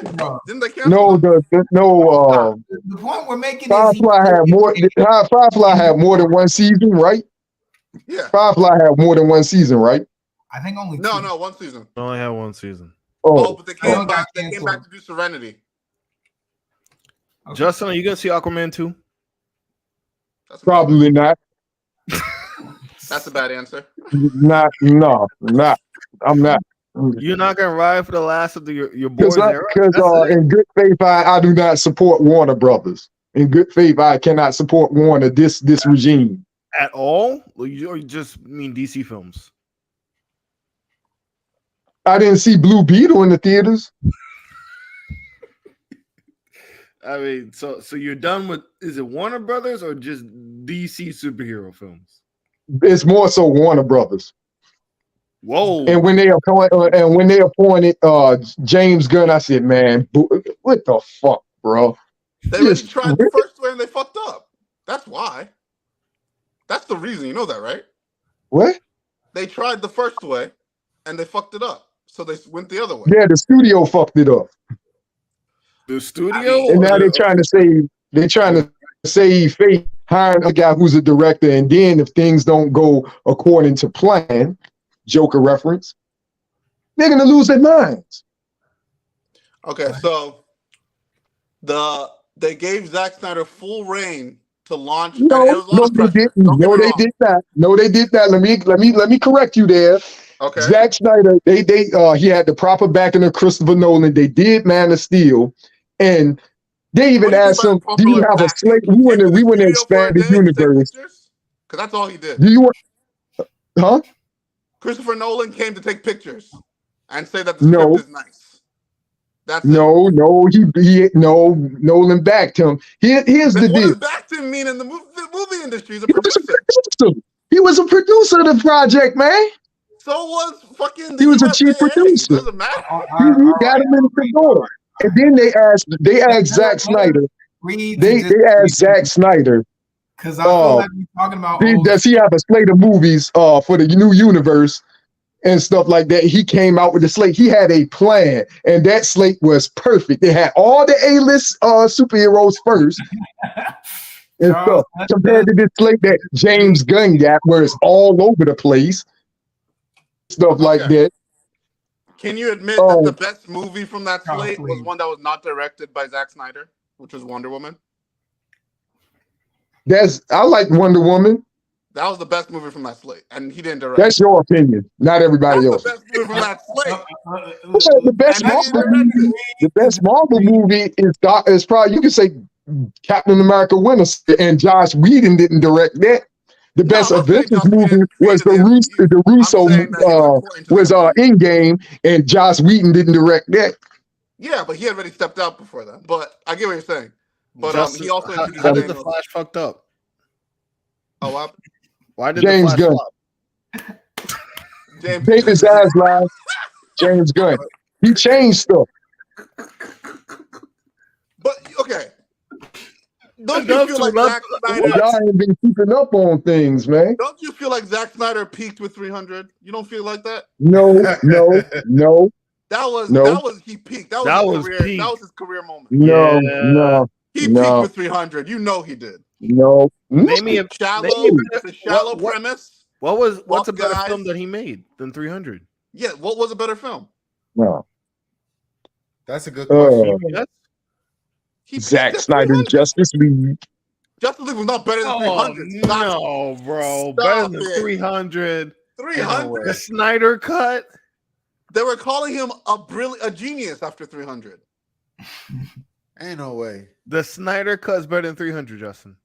Bro, hey, name your top 5 films. I don't have a list. I don't have a list of top 5 films. I just don't. You think because when I look at stuff, it's like, dang, well, maybe I got it higher, I got this lower. But I don't have a list of that stuff, man. But you talking about films in general or comic book movies? Like, no, I don't even have a list for comic book movies, honestly. Like, what do you consider a really good film? So that's why I was asking you. Name your top 5, or even top 3. I like The Matrix, Terminator, Back to the Future. Brilliant. All better than the Justice League. Keep going. Okay, and definitely better than some Iron Man and Thor. I agree with you. Mm-hmm. Okay. I mean, we're talking masterpieces here. You can say Friday the 13th. Okay. I mean, it's all over the place for me. Like, as far as great films, I like. And the Snyder cut's a masterpiece. I think it is. Hey, Dion coming for blood. Don't think we don't hear you, bro. Look, man. Hey, you gotta explain to me about the whole. Y'all gotta also. Y'all think James Gunn is gonna save this thing? I'm not seeing it, man. I'm sorry. I'm sorry. All together, with or without James Gunn. I don't really look at the director first. I'm looking at the story, and then I was like, oh man, that was cool. Who wrote that? Or oh man, that was terrible. Who wrote that? Exactly. You know what I'm saying? Exactly. It doesn't influence my take on the film in the slightest. Because I mean it just doesn't. That's just getting biased and stuff like that. So as far as like, because I think James Gunn could make a really good film? Yeah. Just like I think, what's that dude that made the Sixth Sense? Shyamalan.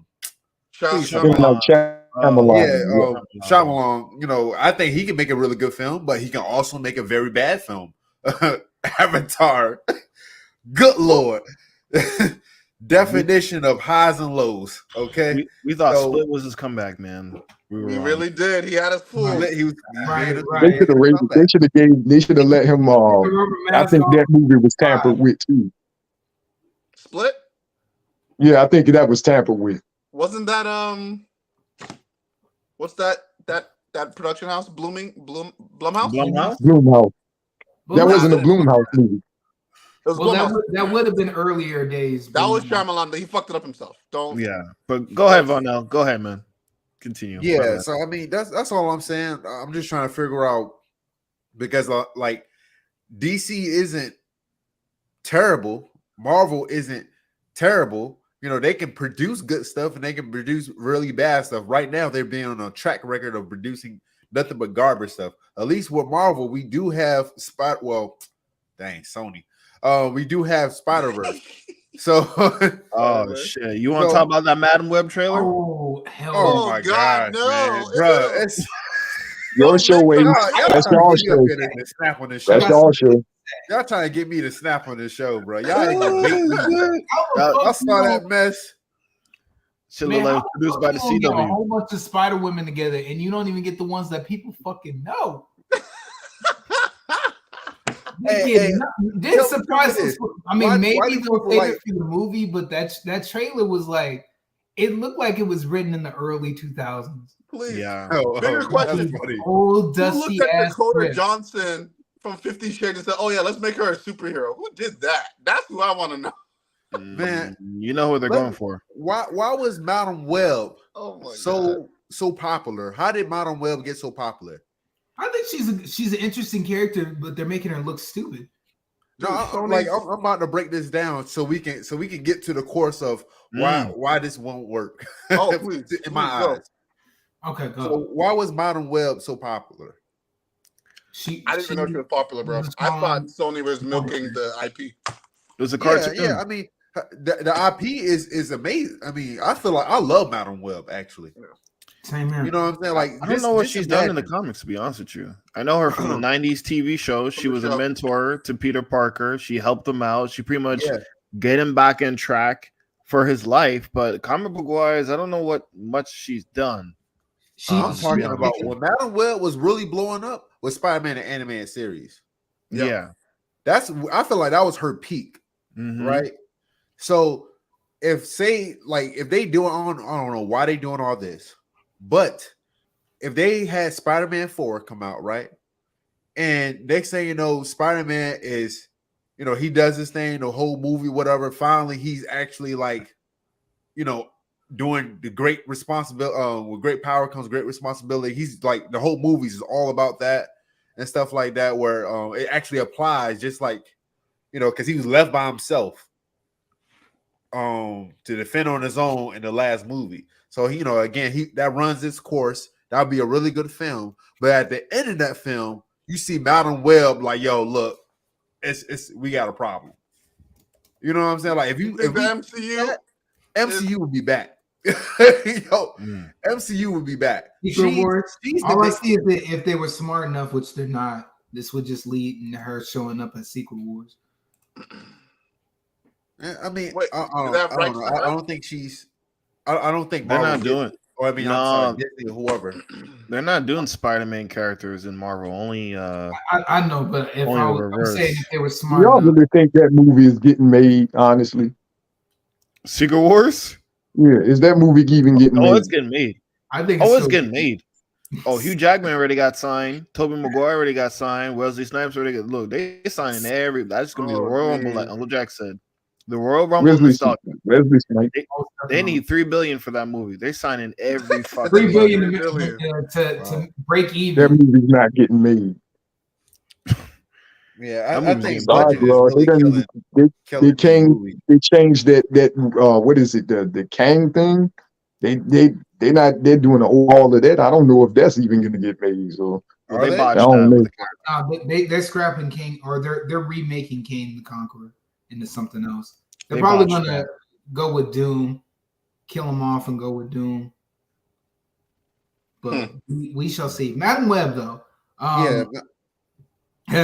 The whole idea, I think, is dumb. Unless they piggyback in the Spider-Verse, which would be a smart idea, which I don't think they're going to do, or MCU, it's like, I don't want to see a bunch of like F tier, D tier characters that nobody knows about other than Madam Web. Yeah, I mean, I don't think that was really the problem. I'm just saying, like, why she worked. Well, at least from my perspective, for me being a millennial, that Spider-Man animated series, you know what I'm saying, brought her into the mix. And I think we had Iron Man there. We had a whole lot of different people, and she was like pulling the strings. You know what I'm saying? Yeah. So I feel like some type of huge event is going on that we really kind of don't even know about. Spider-Man is kind of like the leader of these the event and stuff like that. It could be huge, but they're not. They're stuck on the whole what is it? SJW, what is it? The movement. They kind of stuck on that. Female empowerment. Yeah, female power. The thing is, they're doing females, I feel like, a disservice. You know what I'm saying? Like to because right now, and this kind of goes into my question of branding. Right now, people talking about, yo, this is a superhero film. This is a comic book film. Right now, the branding of a comic book film is whack. I'm not going to go see it. It's becoming that versus back in the day, Lord have mercy. Back then when the first Avengers came out. That's us.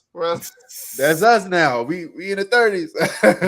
But like back in the day, bro, when it came to comic books, movies, yo, everybody was gearing up to go to the film. We gonna see it in the best theater and this and that, popcorn. Everybody better be silent or we fighting. Like it was like turn your damn phone on. Now it's like, yo, I'll catch it later. You know what I'm saying? If I catch it at all. I still haven't watched Blue Beetle, and Blue Beetle is one of my top 5 DC heroes. It's one of my top 5. I still haven't seen it because I already know what it's like. I already know that they was doing it wrong in the trailer. Damn. So, but like I said, the branding is getting messed up. Like when it comes to female heroes and stuff like that, they're trashing it. Like, bro, Terminator 2 or just Terminator in general. I love that character. They can do it right in so many other movies. Ellen Ripley and Sarah Connor and all them. Those were, you didn't look at them as strong female characters. You looked at them as strong characters. Yeah. Thank you. That's it. But they're trying to push this so much that they're doing everything a disservice. So when it comes to Madam Web, this could be a very, very dope film if they did it the right way. It can be a. It looks like a CW show, bro. Man, it was. I think Sony's just trying to hold on to Spider-Man IP and keep damaging it. So they keep damaging it, man. She's a side character. You make a side character like that's not the role of a side character to take the main role because they're a side character. God dang it! I think she did a solo movie, but I just don't trust them to do it right. I mean, through her, you could get other because her whole thing is that she can basically go through the multiverse. She's like a Fury-esque character. Yeah, I mean, but the thing is, like, are they gonna have because another person that was in there was the Beyonder. They're gonna have the Beyonder in there with her and stuff like that. Like it's the Beyonder was in the trailer. Stuff that came with Madam Web. No, I don't think it was in the trailer. Just Ezekiel and the 3 Spider Girls, Spider Woman. Yeah. That I mean, because that's my indications that I already know who's in control of this film. That's you know what I'm saying. Like if we saw a Spider-Man Spider-Verse trailer, right? We all hyped for the next Spider-Verse. What is it? Beyond the Spider-Verse. I think so. Yeah. All right. What if we saw a trailer, right? Well, most of the trailer was just females. We'll lose our mind. Or like what if most of the trailer was just females? Like, bro, like we already know that. All right, we already know that what's in control of this film. We already know. You know what I'm saying? The Spider-Man 2 game that came out. Why, like you pushing Peter Parker to the side? This is a Spider-Man 2 video game.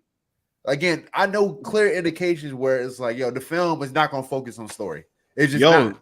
Did they push Peter Parker to the side in Spider-Man 2? Yeah, at the end of it, what's wrong with Miles being the new Spider-Man? I'm cool with it, bro, but you know they ain't.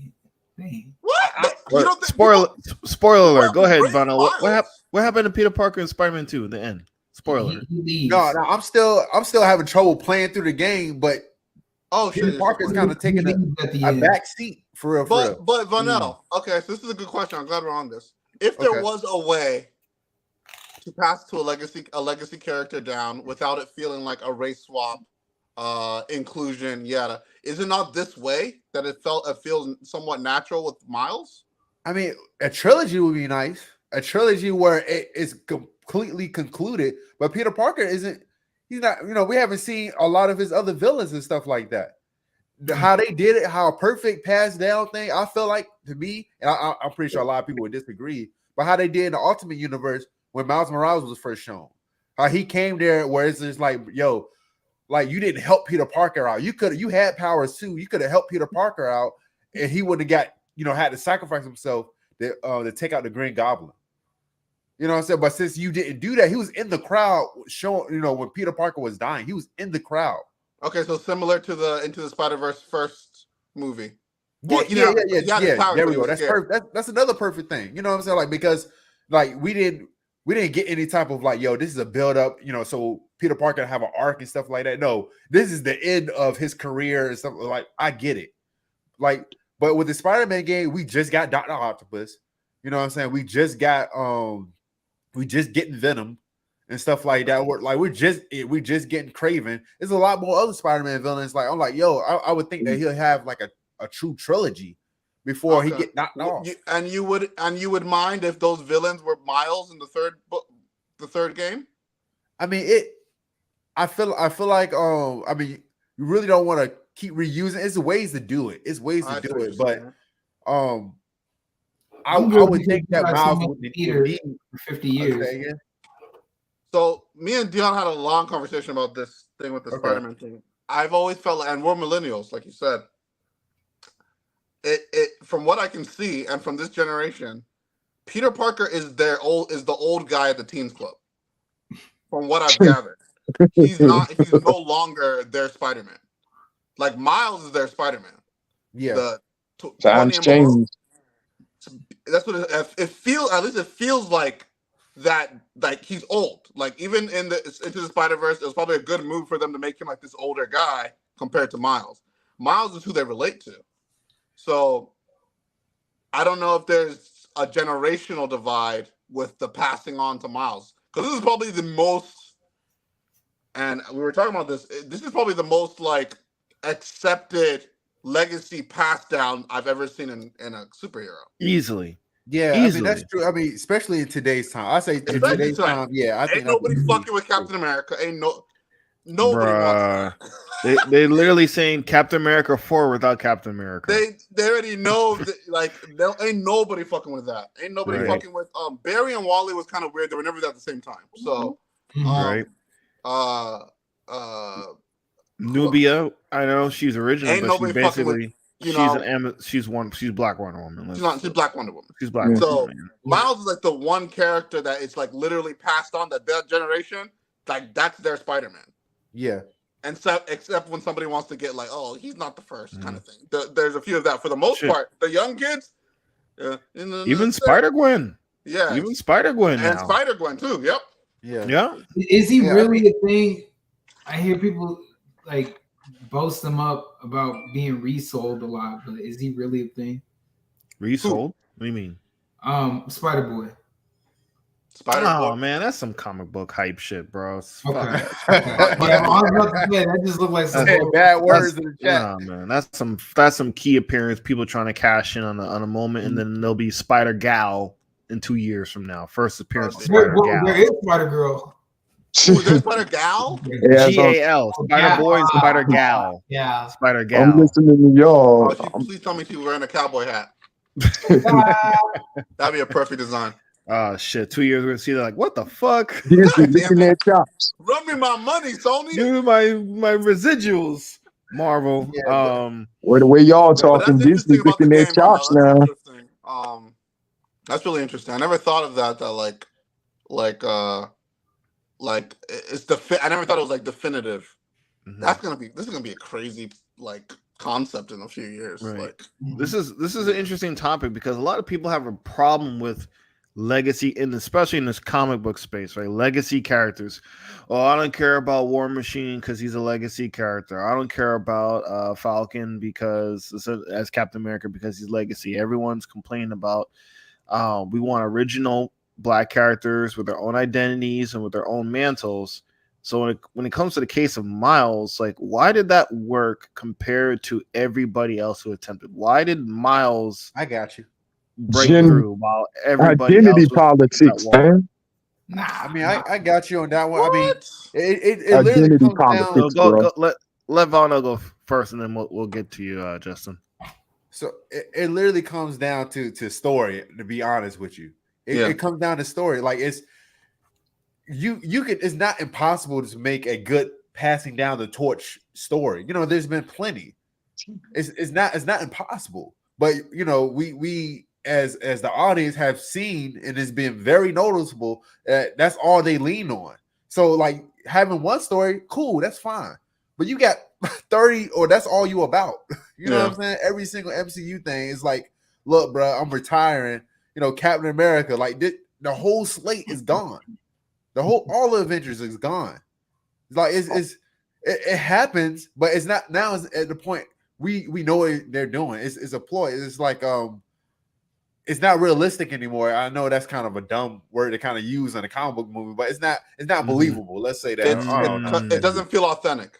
It doesn't feel authentic. Thank you. Good Lord. So, but as far as how Miles Morales did it, it was, again, all had to do with story. So the story beats of how I don't know which one. You can give me any example of how you want to do it. Which Miles Morales iteration do you want me to talk about? Because you got the comic book version, you have the anime version. Let's go with the best version, Across the Spider-Verse and the movie. So with that one right there, it wasn't about even Peter. You know what I'm saying? Peter Parker wasn't the main character. It was Miles Morales, right? He had a whole entire arc and stuff like that. You know, when he jumped, you know, when he finally got control of spider powers, he just jumped, did a leap of faith. You know, that was a complete arc and stuff like that. So at the end of the day, even if somebody woke up, never heard of Spider-Man before, and they saw that movie, that would have been amazing, right? Yeah. But then they turn around and see She-Hulk. They see She-Hulk and never heard of the Hulk before. It'll be a terrible movie. We're looking for amazing stories, right? You have the haters out there that's like, man, I hate legacy characters. Okay, whatever. At the end of the day, it's a good story, and it's most of the time it's not. Miles Morales got through the cracks because it told an amazing, complete story. You know what I'm saying? Yeah, I like that. And that's my problem with the new Spider-Man game is that, like, yo, like y'all are rushing it. They're rushing it, man. Like if they kind of brought Miles Morales in a little bit later, like so Peter Parker kind of like boom, he lost. Spoiler, he lost, you know, Aunt May. So how he's gonna live his life without Aunt May, like knowing that his teacher, his mentor, was basically turned out to be a supervillain and stuff like that. How's the events of part 1 affecting part 2? Well, we're never gonna find out for real, because the spotlight has been taken. We gotta, you know, cut from that story, that arc, whatever, and now we gotta pay attention to Miles Morales. I'm like, yo, that's not how you tell a story. You don't interrupt Goku while he's trying to fight Frieza to go talk about Krillin on Earth fighting, you know what I'm saying, that's fighting bank robbers. Like, no, you don't do that. That's not how you tell a story. I see what you're saying. So it wasn't done right in the video game.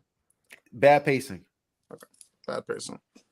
Because I loved Justin wanted to go. Oh yeah. Mm-hmm. Sorry about that rant. I'm just saying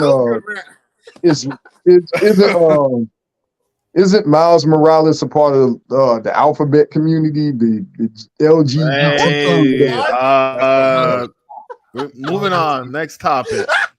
I mean, that's why he's popular now.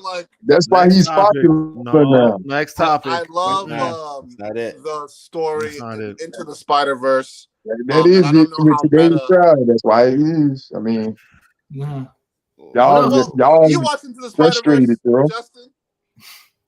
I'm not a Spider-Man fan, but I know this. Watch any of Into the Spider-Verse? No, I watched the animated series in the 90s, but I don't really care too much for Spider-Man at all. It's a good one. It's a good one. Yeah. Nah, I'll pass. Well, we were talking. If Snyder directed it, he'd watch it. Oh, here we go. Snyder would never have directed. So. I know he's directing Owls of the Cocktails. Stop throwing Molotovs. Stop. You want to watch Owls of Gahul again? That community is a new boogeyman. You better stop. You better don't Don't say the name 3 times. But no, I mean that's not the reason why he's popular. But yeah, that's not okay. Keep being in the now. It's all about identity politics. What else we got? Let's talk about a little bit of horror because y'all getting hot under the collar over some of these comic book topics, bro. Man. All right, let's do it, man. What you got? Scream 7? You want to talk about Scream 7? Oh boy. That's a big mess now. You want to talk about that? You want to talk about that big mess? I mean, I watched Scream 5, so I'm 2 movies out of date. But I know about the new characters.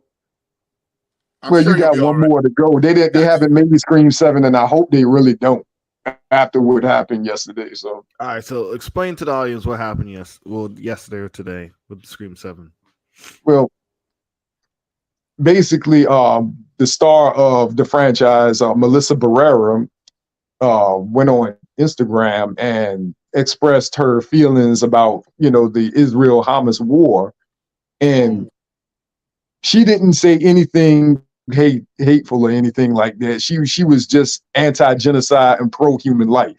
She didn't say anything against the Jews.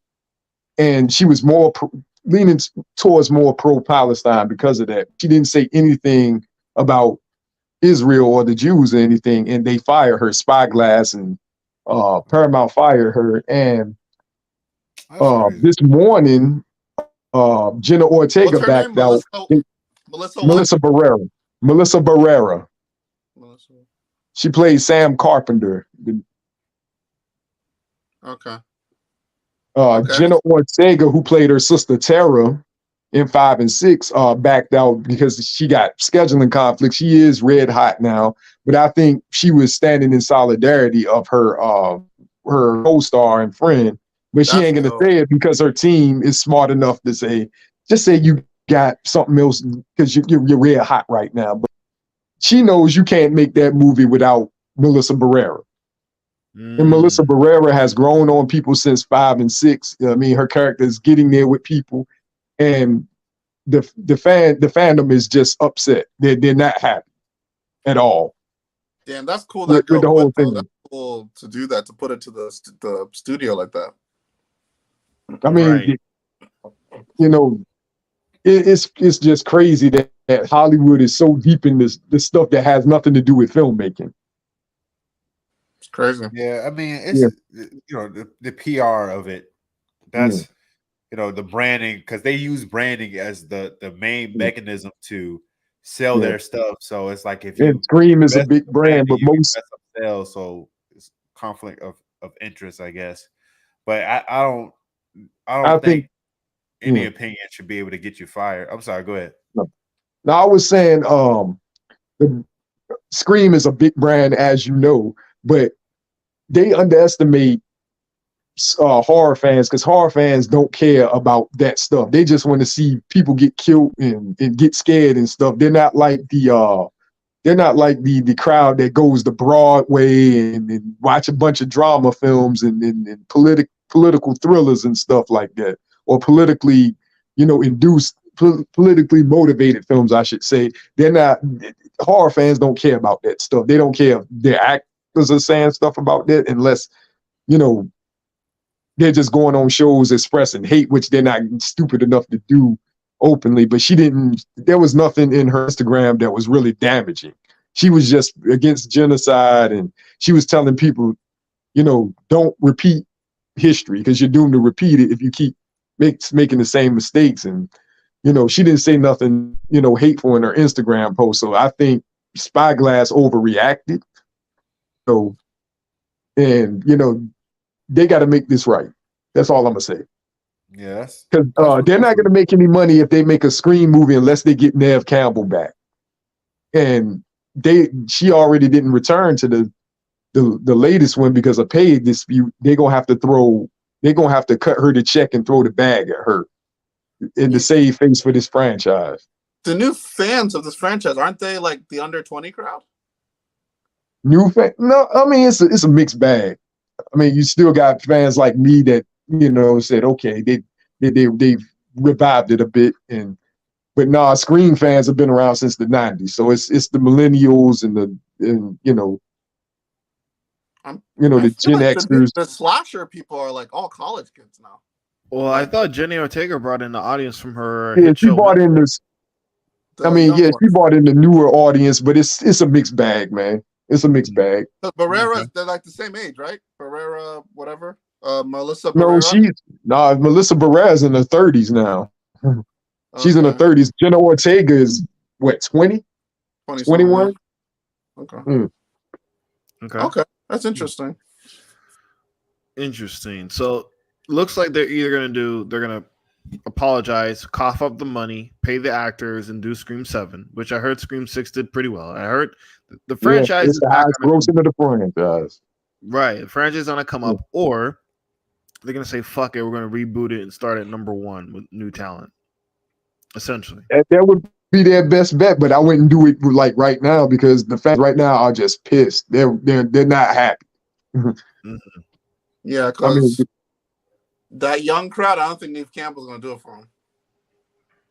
No, that's for us. Yeah, I mean, she's the old lady now. Once you're 35 and 40, you're the old people. You're the people with the kids in town, and to the kids, Jenny Ortega is now that. That's Jenny Ortega now. They're the OG and she's not gonna. She's not returning. So, man. Well, some people getting fired. Woo! Yeah, man. I mean, I think that's kind of cool. She kind of did that in a covert way, so to speak. Because the timing of it's smart. Her PR team is that's credit them for that. Which majors would get hired the same team, but all right.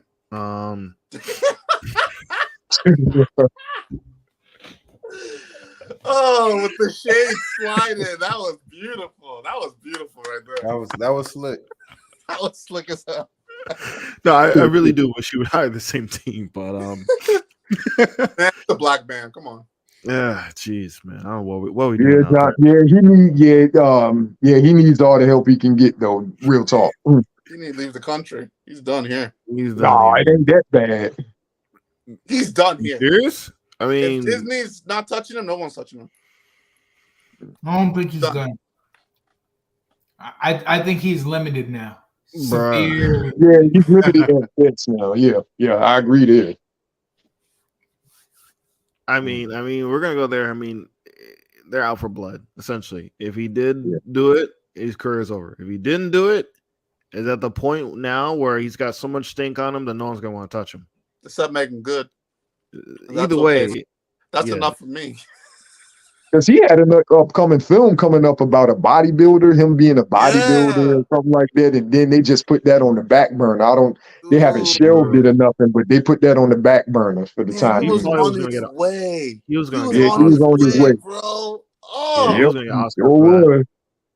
He was going to get Oscar for that, and then he was going to. I think they changed. I'm gonna be honest with you. Spoiler alert. I think they changed Loki season 2 ending, man. I think they did an alternate. I think they pivoted. They reshot it. They had to reshoot that shit. They reshot that shit. It's my other side that doesn't my critical side. I just don't know how they got it to be so good still.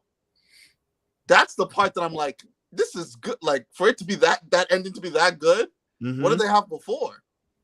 That's why I'm like kind of cautious on whether they pivoted because that's like it just fits the whole thing.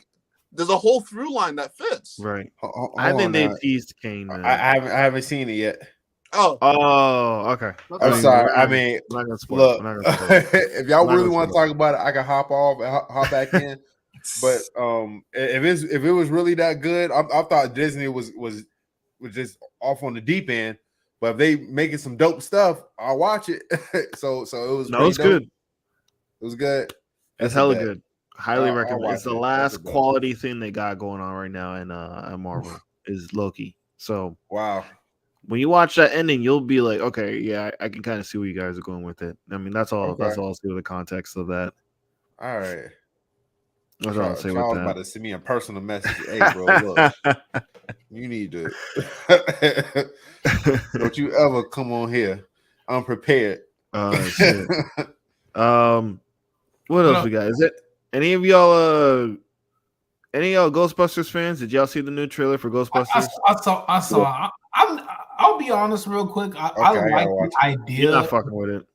Ghostbusters. I'm not, but because I really wanted them to do extreme Ghostbusters and pivot that way. I think they would lead to that once all them decide not to return. But as long as they decide, yeah, we'll return for 1-2 more Ghostbusters, they're probably not going to go. They might lead into that, but not. I don't think they're going to do that anytime soon, unless they say, "No, we not returning. We too old."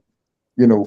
But that was the whole point of Extreme Ghostbusters, was passing the mantle on. Yeah, they might do that.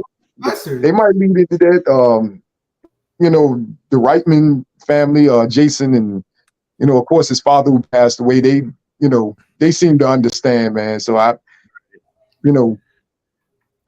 they're definitely doing they're trying to prevent a Stranger Things where they started off with a super young kid. It's a family film now. Ghostbusters has now turned into a family franchise. They got a whole bunch of younger kid characters who can now grow into the role, and now they can be in their 20s and be Ghostbusters. They can be 30s and be in a Ghostbusters. So they're looking at it like not Ghostbusters 2. They're looking at Ghostbusters 4 and 5 and 6 potentially. I just think it's super safe. When they're peak Ghostbusters. Yeah. I just think it's super safe at the moment. I find that just a little weird. Hopefully they explain it why. Because I was all like, we're really going the Arctic direction. I'm getting that feeling from what was it, Tropic Thunder, when they had too many sequels. And dude, like, who let the trailer? Okay, I explain what that is. In paranormal and psychological phenomenon is when you feel the presence of a ghost, it gets real cold in the room. And I guess it's a whole plethora of ghosts, and it's just gonna freeze over. And this is in July. I think that as a concept. That's cool. Yeah. Yeah, it's cool. I just think the family. I just wish it was a little bit more adult, but they found a groove. They found a safe groove to come back. I mean, it's better than the 2016 version. Yes. Please don't mention that. I mean, I love Kristen Wiig and Melissa McCarthy and Kate McKinnon. It wasn't their fault, but it was just something missing with that. Right. Something missing. Yeah. Something missing with that. I wonder what it was. Me and Charles talked about this earlier today on social media and whatnot, and I brought this up to Herschel, Black Comic Lord. Shout out to them. Shout out to everyone listening right now, man, for the podcast. For tuning in and checking us out. There was definitely some commentary about Wakanda Forever about a year ago, saying that the film sort of flopped. It didn't make as much money because T'Challa wasn't recasted. That the film was sort of a failure because it didn't reach $1 billion. And this is not just from the recast T'Challa crowd. This is sort of just the regular movie industry pundits at the time in 2022. And it finished out with about 856. And looking back, it actually made more than Guardians of the Galaxy Volume 3. Despite being T'Challa-less, despite being, I guess, more of a black-centered film, it actually outdid Star-Lord and the gang in the box office. And now looking back, that 850 is looking pretty good. That 850 is looking pretty damn good considering this new status quo of Marvel and the movie industry as a whole. Because that would have been 4th place this year. Only Oppenheimer, Barbie, and Super Mario Brothers outgrossed 800 something this year. So that would have been like in 4th place. Wow. So, and in my opinion, if the second biggest movie of all time didn't come out the next month that literally dealt with the same element of nature, water, the next month, if that didn't cut its legs a little bit, Avatar 2, I think it would have grossed maybe into the 900s and maybe closer to $1 billion like Doctor Strange 2 did. But I can see that. Yeah. In my opinion, I don't think the Black Panther franchise isn't as shaky or as in shambles as some of the hardcore fans are stating it is, with that kind of with that kind of a box office record, in my opinion. I think there's a lot of doom and gloom over it. I think that there was a sort of a mini celebration that it didn't reach $1 billion. And just looking back now in proper context, I think that was definitely like an over celebration. And for what Ryan Coogler did and for what that cast and crew did to make a decent film, and because that film is different, man. That's not just like in my circumstances. And all pretty much Chadwick Boseman's T'Challa is the best iteration of the character. Stock to him. Chadwick Boseman's the live action Chadwick Boseman iteration of T'Challa is the best version of the character. I know that one more time? One more time, Dale? I know there's comic book heads that'll be mad that this version from Priest's run, this version for Hudlin's run. Look, the movie made that franchise, man. The movie, Chadwick Boseman's performance made that character. Because as a kid know that movie for Chadwick Boseman, not because of like when I was in high school, Black Panther was like underground secret, like this character, like Captain America is good, but Black Panther could probably beat him though. Like he was like a dirty secret. He was like Black Panther could probably beat him. Like, you know what I'm saying? He was like an underground boxer that could go to the professionals and beat up the pros, like for us, right? And that Black Panther didn't get that merit until that Civil War movie, and until Black Panther film, man. Like, let's be real, man. Like, I know on print is cool, but Chadwick Boseman, man, he really made the difference of that. He's the only Black Panther that actually spoke African related language, right? With an actual accent. Yeah, the Dusum from the, I don't know if that counts. The guy from the BET animated version. Uh-huh. He's from Benny. Oh, okay. And I remember seeing that on BET, the like the motion comic / animated version. Yeah, that one. Based on Hudlin and Romita Jr.'s run. But I don't know, man. In my opinion, I think that film Wakanda Forever, it delivered as best as it could, and I don't think it's this failure that some people are portraying it to be. And I think the franchise overall, with them trying to build a Wakanda theme park in Disney here in Florida, or expansion to Disney World, I don't think the franchise is as in shambles as some people would believe it to be, in my opinion. I mean, what do you guys think? 1 year later after Wakanda Forever, and seeing how the franchise and how the MCU and how the industry has moved, what do you guys think about the Black Panther franchise IP currently as it stands? It's kind of tough. Oh, go ahead. Y'all motherfuckers gonna shut the fuck up and buy a ticket when T'Challa get his ass up out of there, in there. Get your ass in line and buy a ticket. That's what's gonna happen. Go ahead. That's all I got to say. Mic drop. So I don't know, man. It's really hard for me to because I don't trust numbers, to be honest. I don't trust. I don't go by like, oh man, this film made $1 billion and this and that, like, because a lot of trash. I'm sorry. Captain America. I mean, not Captain America. Captain Marvel made how much and how good was that film? Dude, man, you got it, man. Bro, don't. Everybody knew. Okay, here's the deal. Do you know the legal ramifications if Disney bought those tickets? Do you know how fucked they would be if they got caught?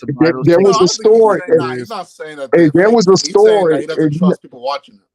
Dion, there was a story. It doesn't define how good the film is. They're good for me. No, but that's kind of box office in general. Look at Super Mario Brothers movie. I was just about. All right, there we go. Yeah, so that's even a better. I don't know. example. Hey, y'all know there was a story that came out about it was a Disney executive that said they did buy tickets or something like that. I guess got mad with them and something, decided to spill the beans. So I don't know, man. I don't know how much stock you would put into that, but that's something to What consider. I executive? didn't open up What's a the- can of worms. It was What's it the was a name? store that broke into trades about a month, 2 months ago or something like Who? that. Who? You know how Can many you give a different name? theaters you need It was to some guy that worked in the financial department or possible. something like You know Some how that. many guy. theaters would need to comply with your thing Your globally theory, for that to your work? theory. That ain't my It, theory. it It doesn't work. broke It in the wouldn't make store. that much of an impact. Bro, Hey, the store leaked out into the trades, bro. look, I'm you just gotta look saying. at the context of the MCU at the time. If, They were on a if anything, it $4 was a billion guy movie doing roll, a man. one-time theater for a bunch of his friends or family members. Fuck out of here with that shit. Look, they were on a $4 billion Y'all don't want to movie believe roll. y'all hate facts, though. There was consistency. Tell me, hey, facts with it. You gotta. There was consistency with it was a momentum. It was literally the It time. came out after Infinity War. It came out after Infinity Okay. War, right? That was Do it. y'all believe? Okay, do y'all believe that movie would make $1 billion if it had to stand on its own 2 feet, like the No. Marvels did? No, probably not. Oh, you mean what? Well, Which movie? The The Captain Marvel, right? the Captain Marvel Nah, movie. that movie was horrible. No. That's not Never mind how you question. feel about it, but okay. I got my answer. Okay, continue. I only saw that movie because of Nick Fury, realistically. So you saw Invasion. Invasion, I saw the first 3 episodes for Nick Fury. That's all I can take. Why are you gonna do that, Vanel? We're having a good time. That's all I can take, man. Nick Fury can only carry it so far. I just can't do it no more. You gotta bring Nick Fury in. What's up, man? What's up with that? Bro, look, man. You know how much story means to me, man. And I feel you. Nick Fury's my dude. Woo! They messed him up. Nick Fury Even when is I'm my out, dude, I'm in. yo. That was his line, That was right? supposed to Even be when a I'm out, send-off. I'm in. Ugh. All right, let me get back to the topic. So I actually like Wakanda Forever. I actually liked it. Me too. Despite it's some type of you have certain cliches and stuff like that, but that film made me look past it and try to accept for what it was. Because the thing is, I do know the background story. Everybody knows the background story before the film. You know why T'Challa isn't there, stuff like that. So we just had to again accept it for what it was, because you have some plot holes of like, okay, look, the herb is gone, even though the herb, he already took the herb, Right. so you know what I'm saying. Like, so why is he not getting killed? But we already know again why he couldn't be in the film. So for the team to take that, what I'm saying, that mantle of like, yo, look, our friend is gone, and we have to we have to continue to work without him. That's very tough on the whole entire team, but they made an amazing film still. Yeah. I felt I love the different scenes of when even the mom had, spoiler alert, when the mom had took the axe. Dude, it was what tough, a gamble. you know what I'm saying? Man, and that was the risky thing as is, fuck. like, again, it was hit after hit, but the thing, it was a different type of film. Yes, it had a whole lot of sorrow in there, but I haven't seen too many films for superheroes, at least, like to take on that sorrow. That, yo, look, we going through grief. When the last time y'all seen a grief film for superheroes? The death of the DCU was Zack Snyder. But go ahead. Damn. Yeah, I mean, you talking about his career? Oh, man, hey, He said his career. but I think the film, for what it was, man, Zack Snyder is the hottest thing on the grill outside of Christopher Nolan. Whether Snyder is people what? want to boycott it or not, it did an He's amazing job. Christopher Nolan? Is that what you said? No, go outside of Christopher Nolan and Molotovs. Stop. All right, go ahead, man. Anything about Christopher Nolan, bro? Oh my gosh, man! I'm sorry. I shouldn't have said that. I shouldn't have said it. Go ahead, Barno. I shouldn't have said that. Oh, I'm about to say Christopher Nolan. He a 10 out of 10. Just all right. Let me not. But yeah, big fan. So when it came to the film, I just feel like that it didn't deserve all that. You know what I'm saying? Like, at the end of the day, the team that's working for everybody else has lost their, like, one of the closest friends, their family member, and to be forced to work. You know what I'm saying? Like, just imagine. Oh man, I don't want to say that. Just imagine one of your close friends. You know, so y'all up here trying to finish a project, and goddamn it, somehow, he passes away, even though the world treated him wrong. But he passes away, and you have to continue working on the same project that you work with your friends side by side, bro. It's like it's nearly impossible mentally.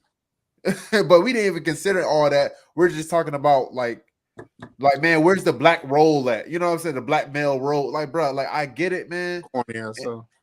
I get it, but there's other like that just opens up more opportunity. Vonell, all right, if we can't get from Black Panther, all right, what about everybody else? He's not the only black male that's out there. But Vonell,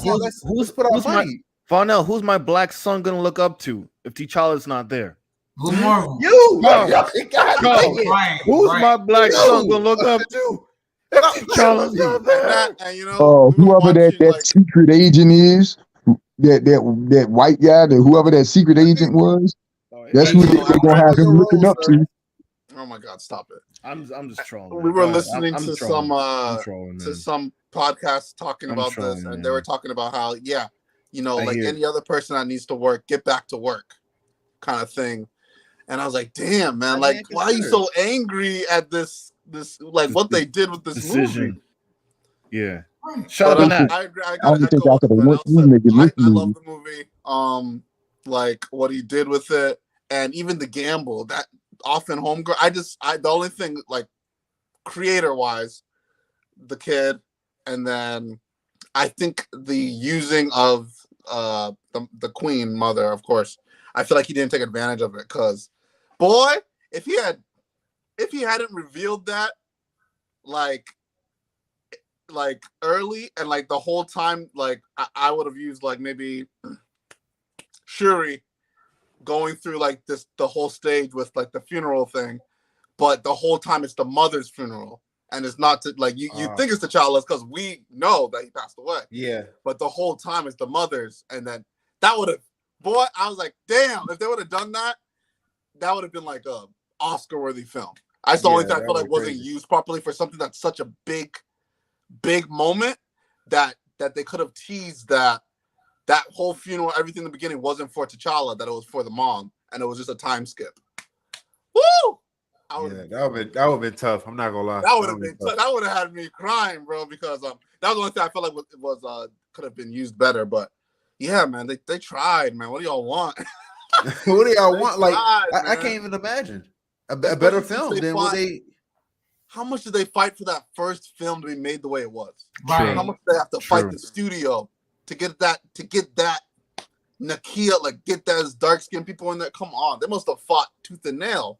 But hey, T'Challa didn't kick enough ass. Okay, T'Challa didn't kick enough ass. He wasn't even in his own movie. Look, Killmonger got more screen. Look at the screen time. He got more screen time.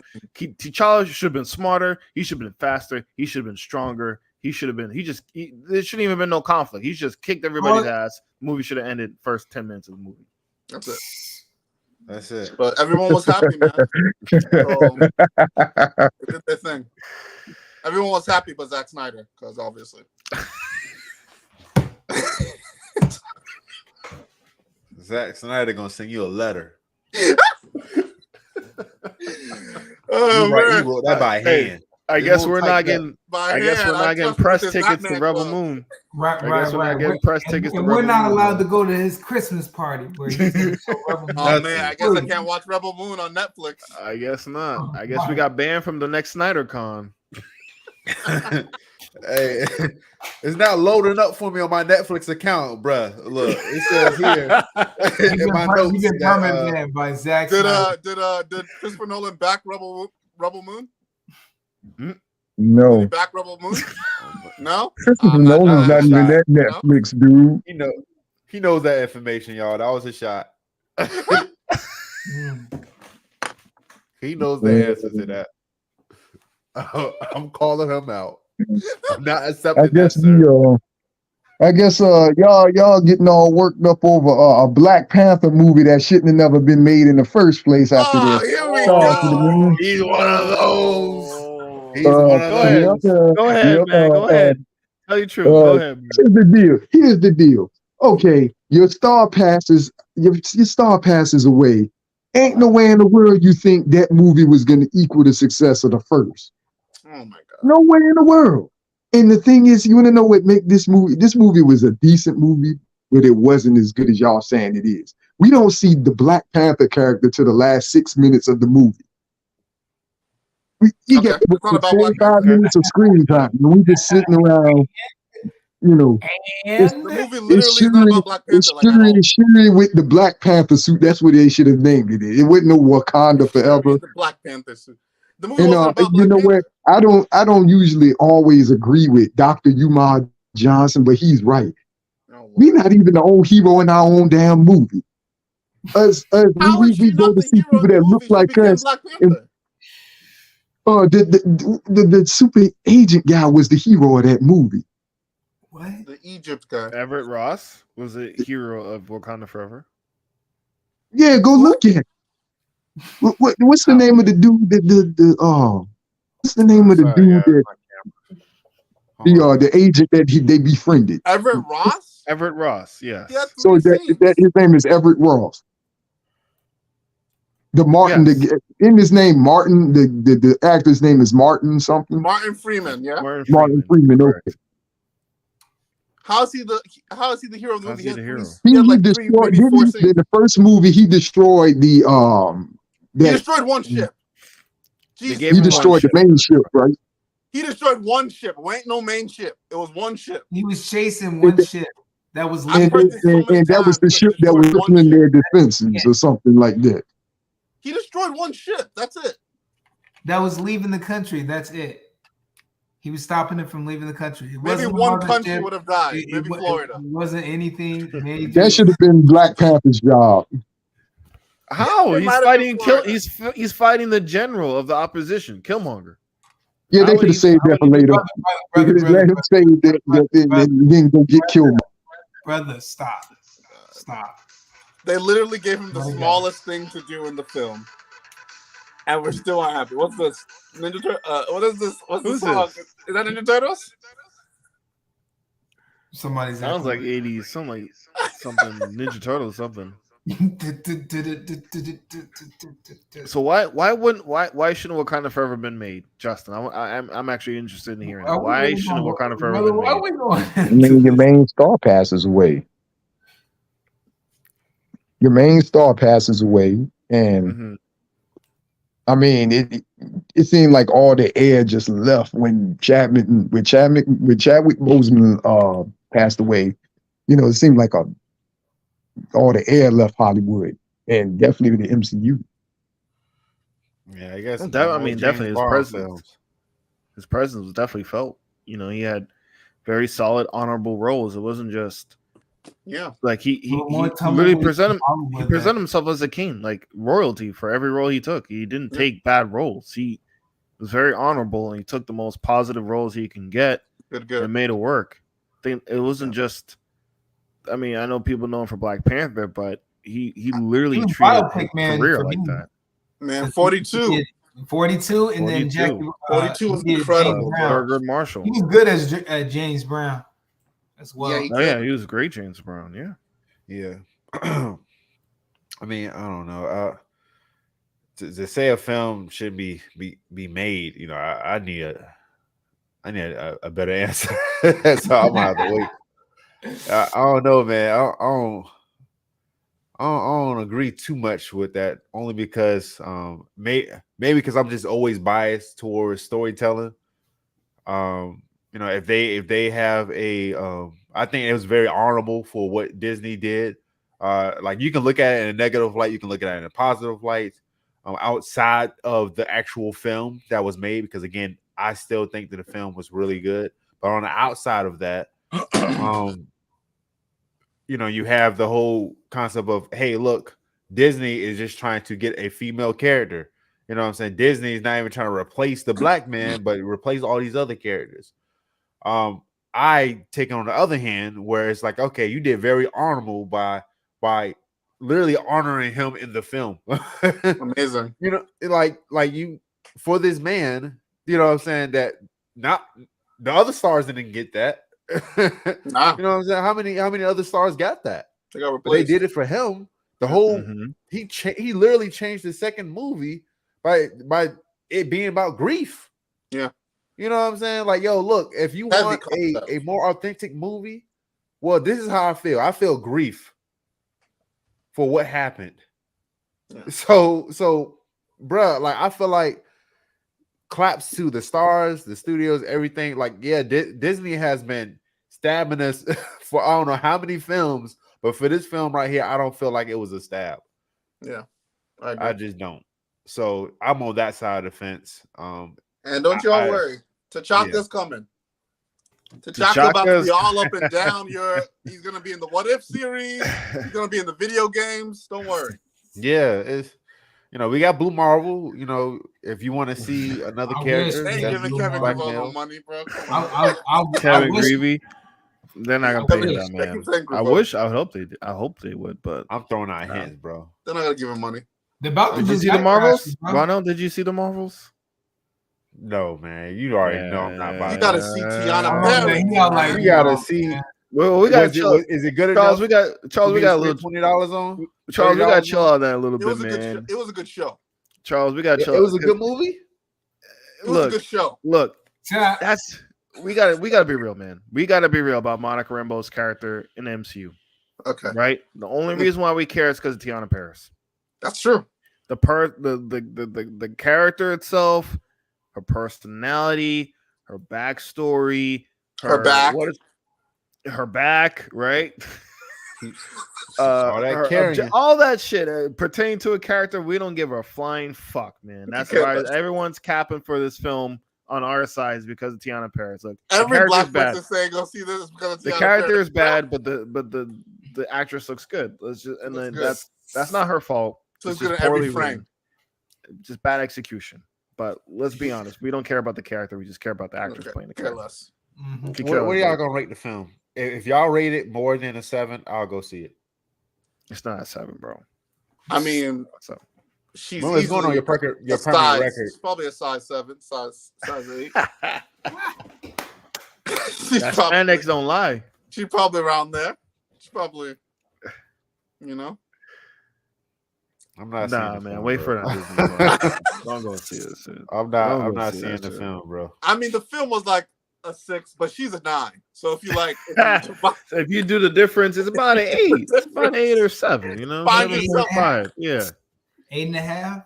Yeah, my only complaint was there's too much space background. I want to see some contrast with the figure. Contrast. She's got a black. Her better. Yeah, she's got a black costume. She's in space. Like, why y'all trying to hide that shit, man? Y'all you put like some yellow in there or something. Brie Larson shut her up. They said she do a space background. Oh, I bet you. This is still my movie, Kevin. No, it ain't. They want the Costas fought for some more screen time. What we got was the additional screen time for the character. For the character, my character, no, Tiana's character. Tiana. They want more Tiana. The test screening said they want more Tiana. They want more Tiana. They want more Tiana. Keep rolling. So we just gonna do like an undershot here, maybe. You know what I'm saying? Like, yeah. Court Connor. Does it still need to be more white or more black? That's a good question. I wouldn't mind a more white suits to accentuate her personality. Yeah, the personality, the very bubbly personality. They'll bring out the purity of her.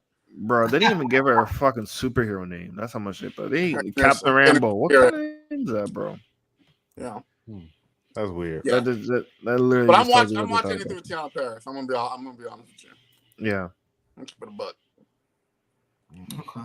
Literally, but I'm gonna wait till y'all done. Literally, but get this well. That's not gonna bring me to the movie theater. I came here to see Captain Marvel. Yeah, sure. Y'all better off, looking at her Instagram if y'all feel that strongly about it. Okay, man, just that 50-foot screen. Yeah, it's high definition. High definition. Anyways, I would see Loki though. That's on my list now that y'all mentioned. Loki was really nothing Marvel has been on my list since maybe Spider-Man. Wait, man, nothing Snyder's been on my list in 300 for sure. Oh snap! But now, have you seen Scott Pilgrim on Netflix? On Netflix, my wife was watching. I thought it was like copy and paste until she told me it wasn't. No, bro. Now I gotta watch it. No. After the end of the first episode, they pulled the rug and said, "Nah, bro, we ain't." Okay, that's a bad. Say less. Because I was so afraid of that. I was like, man, they're just gonna copy the movie. No. Yeah. No. I was watching it until I saw, all right, this is copy and paste. I'm gonna go ahead and dip out. She continued watching it, and she was just this something. Where'd you stop at? It was the first episode, bro. You got to make it to the end. The end literally tells you like, nah, that's a bet. They're going full ass anime. I gotta that's watch a bet. I got a question for you, Vonell, because you're more of. I feel like you're the anime expert. With the success of Blue Eye Samurai, Pluto, there was another one that came out that was American. Is American anime overtaking Japanese anime? In regards of storytelling, unique stories, all that. You think it's overtaking? Who indicated that? Bro, I'm not even a question. Ask that question. Nah. I think so. Well, I've heard more about Blue Eye Samurai. They're taking steps. I say they're actually putting out decent content now. Let's start with that. They're putting out decent content. Don't go. You know what I'm saying? Don't get ahead of yourself. But okay. Take an inch and give you a mile. We're in the world. Outside of Attack on Titan, what was the last anime that had Demon Slayer? That people talking like they don't talk about Demon Slayer. Bro, Demon Slayer. I ain't heard nobody say a damn thing about Demon Slayer. What? That's all they talking about. It's friends on Twitter. Demon Slayer. Hold on. Repeat it for Varnell. Yeah. The question. I haven't heard anyone say anything about Demon Slayer. I don't know what you're talking about, bro. I knew what question you're going for, but Vonell didn't hear it. If you can repeat the question. What was the question? You said what has hit since Attack on Titan? What's been a hit since Attack on Titan? And then he said Demon Slayer. No, Demon, bro. First of all, Demon Slayer has outsold the whole entire comic book industry. Let's not treat Demon Slayer any type of way. Yeah, let's not. Yeah, let's not treat Demon Slayer any type of way. But Jujutsu Kaisen, is another one. Jujutsu Kaisen, okay. Next month. And JoJo's JoJo's old. JoJo's been out. Yeah. Yeah, all those ones were mentioned are like they're let me look up recent anime to kind of just. They're still the thing with anime is they're still getting steam. They're still getting steam. So Jujutsu Kaisen is getting Chainsaw Man is meh. Chainsaw Man, I say is number One 4. Punch. Bro, One Punch is lost. All right, let's when we say this mid, like Demon Slayer is mid and stuff like that. Let's just instead of comparing it to other anime, let's just compare it to American stuff. Okay, so let's put it on that pedestal versus anime pedestal because Demon Slayer is a 10 out of 10 over here in America. Like compared to American stuff, compared to what's I mentioned one of the Marvel shows or DC shows. That's a 10 out of 10. So the actual anime is that good? Well, which one? Demon Slayer. Demon Slayer took it to a note. Like that season 3, the animation alone. Nah, don't do that. I know. But don't hit me with the ice on. It was packaged nice. Right. The butt cheeks would be looking good, but when they open their mouth, they don't say much. Story wise, all right. Story wise, it's still pretty good. It's still pretty good. I feel like I think like season 1 was a very wholesome story. You know what I mean? Season 2 took it to like Attack on Titan. Yes, no, it's not. It's not like Attack on Titan. Attack on Titan is better, but that's why I said let's compare it to American stuff. So like Demon Slayer, My Hero, I feel like My Hero is dope. Jujutsu Kaisen, and the JoJo one. I feel like all of those fell back once Dragon Ball came back out. So like to me, after Dragon Ball Super, Demon Slayer was still on top. Yeah, I'm about to say. Look, I'll be honest. The old heads. The anime fans look at us Dragon Ball fans like y'all are crazy, man. Compared to watching Demon Slayer or Dragon Ball Super, popularity. I want y'all to name Dragon Ball was not that popular. I want y'all to name. Dragon Ball Super wasn't popular. No, Super is popular. I'm just saying quality wise, Slayer. Yeah, quality. I feel like it's garbage, but quality is bad. It's still. I mean, compared again, we're comparing that to anime though. Yeah. Like, all right, but say Chainsaw Man. A lot of people are talking smack about Chainsaw Man. Okay. Compare what's better than Chainsaw Man in America? Blue Eye Samurai. I'm gonna say that like every time you ask, I'm gonna say Blue Eye Samurai. I got it. You got me because I have not watched Black Samurai. It was Viking anime. The Viking anime was pretty good. I like. I will watch Black Samurai. Or was that Japanese? Black Eye Samurai. Wait, is it Blue Eye? No, it's Blue Eye Samurai, right? Blue Eye Samurai. Yeah, I will watch that. The Viking and Pluto, I haven't finished Pluto, but Blue Eye Samurai was pretty good. Okay. I was like, and you said that was better than Chainsaw Man? Chainsaw Man was crazy. Chainsaw Man's crazy, but I've seen that concept with the demon, the demon. All right, well, let's take it to this because this is getting into kind of a spoiled territory. Whoever didn't finish watching season 1 of Chainsaw Man. I've only seen the first episode, and I can tell you probably what happened. Oh, for real? I was just gonna say what I was just saying. Probably. I'm about to say because with Chainsaw Man, when things hit the fan. That was a couple of episodes in when things hit the fan and heroes, like the main characters, was just getting, they was done back to back. The main dude? Huh? Bro, the main dude was included. Main dude included. Dude, so he's out. Everybody, huh? He's out. No. Well, somehow he came back. He got revived. He got revived. It's something. No, but he almost. I thought he was done. I thought everybody. Well, you would never believe he's done. I thought the whole cast was done. We knew the main character. It's like killing Naruto. Right. All right. Let me say this. I haven't felt a scene that happened in Demon Slayer since I've seen Attack on Titan when Aaron's whole crew got annihilated. Oh yeah, Aaron. Now that motherfucker. It was like that. I thought he was done for real. Yeah. It was like that scene, but it was kind of worse for real.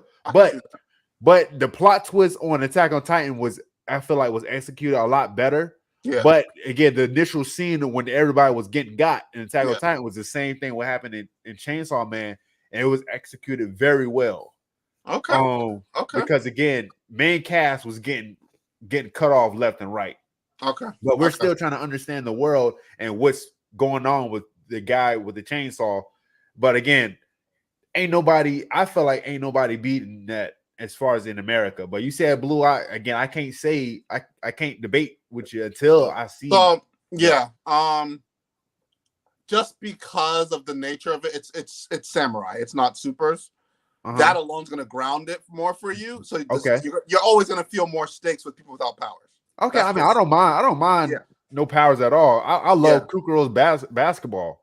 Like I love that. They just basketball. You know what I'm saying? Yeah. I love grounded series. It just as long as it has a good story. Yeah, so it's good. Story, it's good. I'm like, here we go with the Mulan shit, and then I was like, oh shit, this ain't Mulan. I'm like, oh, shit. That's a bet. If you giving it like that, I'll watch it. But I'll let you know. I was going off because like what's transcending, right? Because I hear Demon Slayer. I hear Jujutsu Kaisen. Oh yeah, let me continue. But those aren't transcending the way Attack on Titan transcended, or Naruto transcended, or Dragon Ball. I feel like Demon Slayer has, bro. Demon Has Slayer it really? Where I live, Charles. Where I live, it's close. Where I live, it's close. Demon Slayer is getting it. Attack on Titan is getting it too, but not as much. Demon Slayer. He's talking about strictly story. He's not talking about sales. Demon Slayer is killing everybody in sales. I'm talking about sales and popularity. There's people that sales and popularity covered in their cars. They're showing up. I had a worker at my last job, bro. He bought shorts, Jujutsu Kaisen shorts. He would wear them every other day. Jujutsu Kaisen getting canceled. Yo, he got an issue, bro. That's something else. But go ahead. Right, so that one's getting canceled. So obviously that one's not popping. Right. Demon Slayer just came out. Demon Slayer's not even old, man. I think it's like 7 years old. 7 years old. 5 years old. The manga came out in 2016. That shit is fairly new compared to other franchises. It is still the new hotness. All right, let's take a look. I'll hear the call. So the only other thing that's popping that hot is One Piece. I know people One that Piece, got bro. likes. I don't even think it's fair to even compare One Piece to One Piece anything. ain't popping. Yeah, but I'm One just Piece saying. ain't popping. Stop it. Whoa, hold on Where now, I sir. live, Let's not do all this. the information that I have Charles, chill out. It can't Let take it you go. 40 years to United pop. States, Nah, Hold on. refuse. Yo, 40 years. even All I right, That's let too me long. shut it down. Charles, Uh-oh. I'm gonna give you one more chance, bro. I'm gonna give you one more chance. Dion, get your boy. He ain't being my boy right now. Dragon Ball came out. Naruto came Let's- out, and they lapped One Piece. The only time that they popped is after those motherfuckers were gone. Pop. It's like You mean your friends talking about it? Because It's first the- of all, let's check the numbers here. no, there's One Piece fans. Ooh. They'll come out. They'll be like, Oh, "Oh, do One I Piece need to is get the off big and three." let y'all two just They're not fight? in the One Piece isn't in the big three. Yes, What it you is. mean? Bro. It's Pokemon, it's in Dragon the big Ball. three in the What are you world. doing? As in, Hold you on. got What's the Superman, big three? and then you got Batman, you One got Piece- Spider-Man. One it's- Piece is number one. What's I the mean, big three, my Pokemon? bad. It might be number two. I gotta relook at it. But the last time I Dragon checked, Dragon Ball, Pokemon, and Naruto. It's not even close. I say Pokemon. It's not That's even close. it. oh, None are of you those talking about like Pokemon, nostalgia? maybe. Like, are you? transcending. Yeah, I'm about like to say transcending here. Charles, Oh, I I love mean, you, bro. I will always love you. Nah, Are we bro. gonna say that One Piece is Look as it up. popular I as might have to Naruto? look it up. But One Nostalgia Piece has is the most big book sales ever. Because they opened first. They're the What you oldest book. mean? And it's still going. That's a feat within itself. Okay. So it's the I think oldest book, Within and they itself. kept going. You Pokemon might have asterisks next to it because it started as a game first, and then anime. It's a game. That's a game IP. That's a game IP first. Yeah. It didn't start out as a yeah. manga. It started out as a game IP. So Pokemon might have a little asterisk on it. Let's not act like the manga was outselling anything for Pokemon. Let's not act like that. People didn't even know a manga even existed. Let's not even talk about that. So as far as One Piece goes, it literally had the number one for over 20 years. We cannot say that One Piece ain't that anime or manga, or at least the manga. I think it said it outsold Batman and one, Superman. I'll say again. I think there's some. I'm not sure if it was. I saw a Facebook post or No, some stats saying that it's the highest selling book ever. I know that. Yeah. Okay, so it is. So yeah, it finally got it. Yeah. So it's there now. So it's literally the numbers can tell you everything you need to know. But also One Piece even got the it's the best anime adaptation to live action. What's up? I'll give them that. I like Rurouni Kenshin, but I'll give them the adaptation is dope for sure. Okay. But then also One Piece has influenced a lot of different culture as well around in anime. One Piece has done so much. First of all, it to have over 1,000, that's a feat. But also, what anime or manga, whatever that has been consistent with the storytelling? We still don't even know what the One Piece even is. I'm fully caught up. I'm waiting for the next one to drop this week. So I'm fully caught up. The way I see it is like if something is really, really good, you can't get away from it, right? It's consistent. That's my mindset. Consistent. Dragon Ball Z has dropped. Dragon Ball Z has dropped. Now, for sure. Naruto has dropped. Everybody has dropped. One Piece is consistently either getting better or so you're saying One Piece is better than Naruto now? Huh? Like Naruto has dropped. Naruto isn't. You talking about Boruto? Naruto no more? Boruto? Hold up. Yeah. Hold on. What's up? Charles, I just looked at a couple of places. One Piece I'll be back. One Piece is the one, bro. Like it's the one doing the most heavy lifting. But like I know like manga sales, right? But like the show isn't. The show is amazing. The show's not like I'm sure it's good. But you said no. Okay, I mean I can probably give you that. I can give you that, but at the end of the day, I think the story compared to any other story, One Piece is the best story I've ever read. Really? It really is, man. I'm trying to tell you. Are you better than all those? Huh? Death Note, Full Metal Alchemist. Death Note, Full Metal Alchemist, Dragon Ball Z, the core of Dragon Ball Z is better than all the storytelling. Bro, if you read One Piece and actually analyze it from a story perspective, I would study One Piece story writing, which I do before I study the other ones. Man, I'm telling you, if you're taking 40 years to tell a story, you're not doing something right. That's a no. You're doing something that I nobody agree else with has you, ever but- done before. No, bro. People can do We that. don't need to be spending 20 fucking years, bro. It's too long to me. It's It's long, definitely. Now, too long. That's an opinion. Like I feel like Bro. it's crazy. Bro. What's up? We don't need to be spending 20 damn years on an adventure. Get I in get and get it. out. I get it, but It doesn't need to feel like an actual person's lifetime. tell me this. Tell me this. How many seasons does the Flash have? Bro, people complain about the Flash all the time, though. Being too Exactly. long. Hold on, let me finish. How many seasons? So you say he had 10, right? Yeah. How many seasons was really good? 3. Maybe From 4. what I've been Three. to, Maybe 4. saying 3 from what I heard. Okay. One Piece has over 1,000 chapters. Uh-huh. Almost every single one of them is hit. They maybe have two arcs where it's just I say arcs. That's not as good as everything else.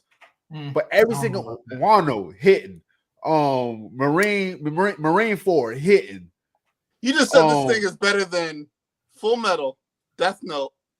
Yes, sir. But the thing is, they're in different categories, though. Like they're in different categories. Like I even feel this like, the last thing I saw, like they did the Gear 5, which was Gear 5, which is Super Saiyan. It's basically Super Saiyan. Man, that ain't Super Saiyan. That's another thing. They did completely different. Like it wasn't him getting a whole bunch of strong, like really strong. No, it's literally it all makes sense too. And he didn't get some type of super power up where he can, instead of lifting a car, he can lift a truck. No, he just started like turning everything around him into rubber and stuff like that. And then also again, he has Toon Force. So he just changed the way how he was using his powers. It wasn't no cheap cop out like with Dragon Ball Z, like, all right, my hair turned this way and now I can do 10 times Kamehameha wave. No, it's him changing the world around him because it goes along with the story. And that's how deep it is. This whole story is about freedom. He has he's the embodiment of freedom at this point. You know what I'm saying? Like Dragon Ball Z, you had the Prince of All Saiyans and this and that. Like the first Super Saiyan hit hard because it surrounded the story. Correct. This one right here is surrounding the story because again, he's the embodiment of freedom. He can literally create anything that comes to his mind. So that's crazy part about it. And that's a problem for me. Go ahead. You create anything. What's the story about anymore? If you can resolve all your issues, why continue a story? It's definitely killing him. He's killing that. One of the theories is that he's probably he's gonna die from the illness of using his powers like that at the end.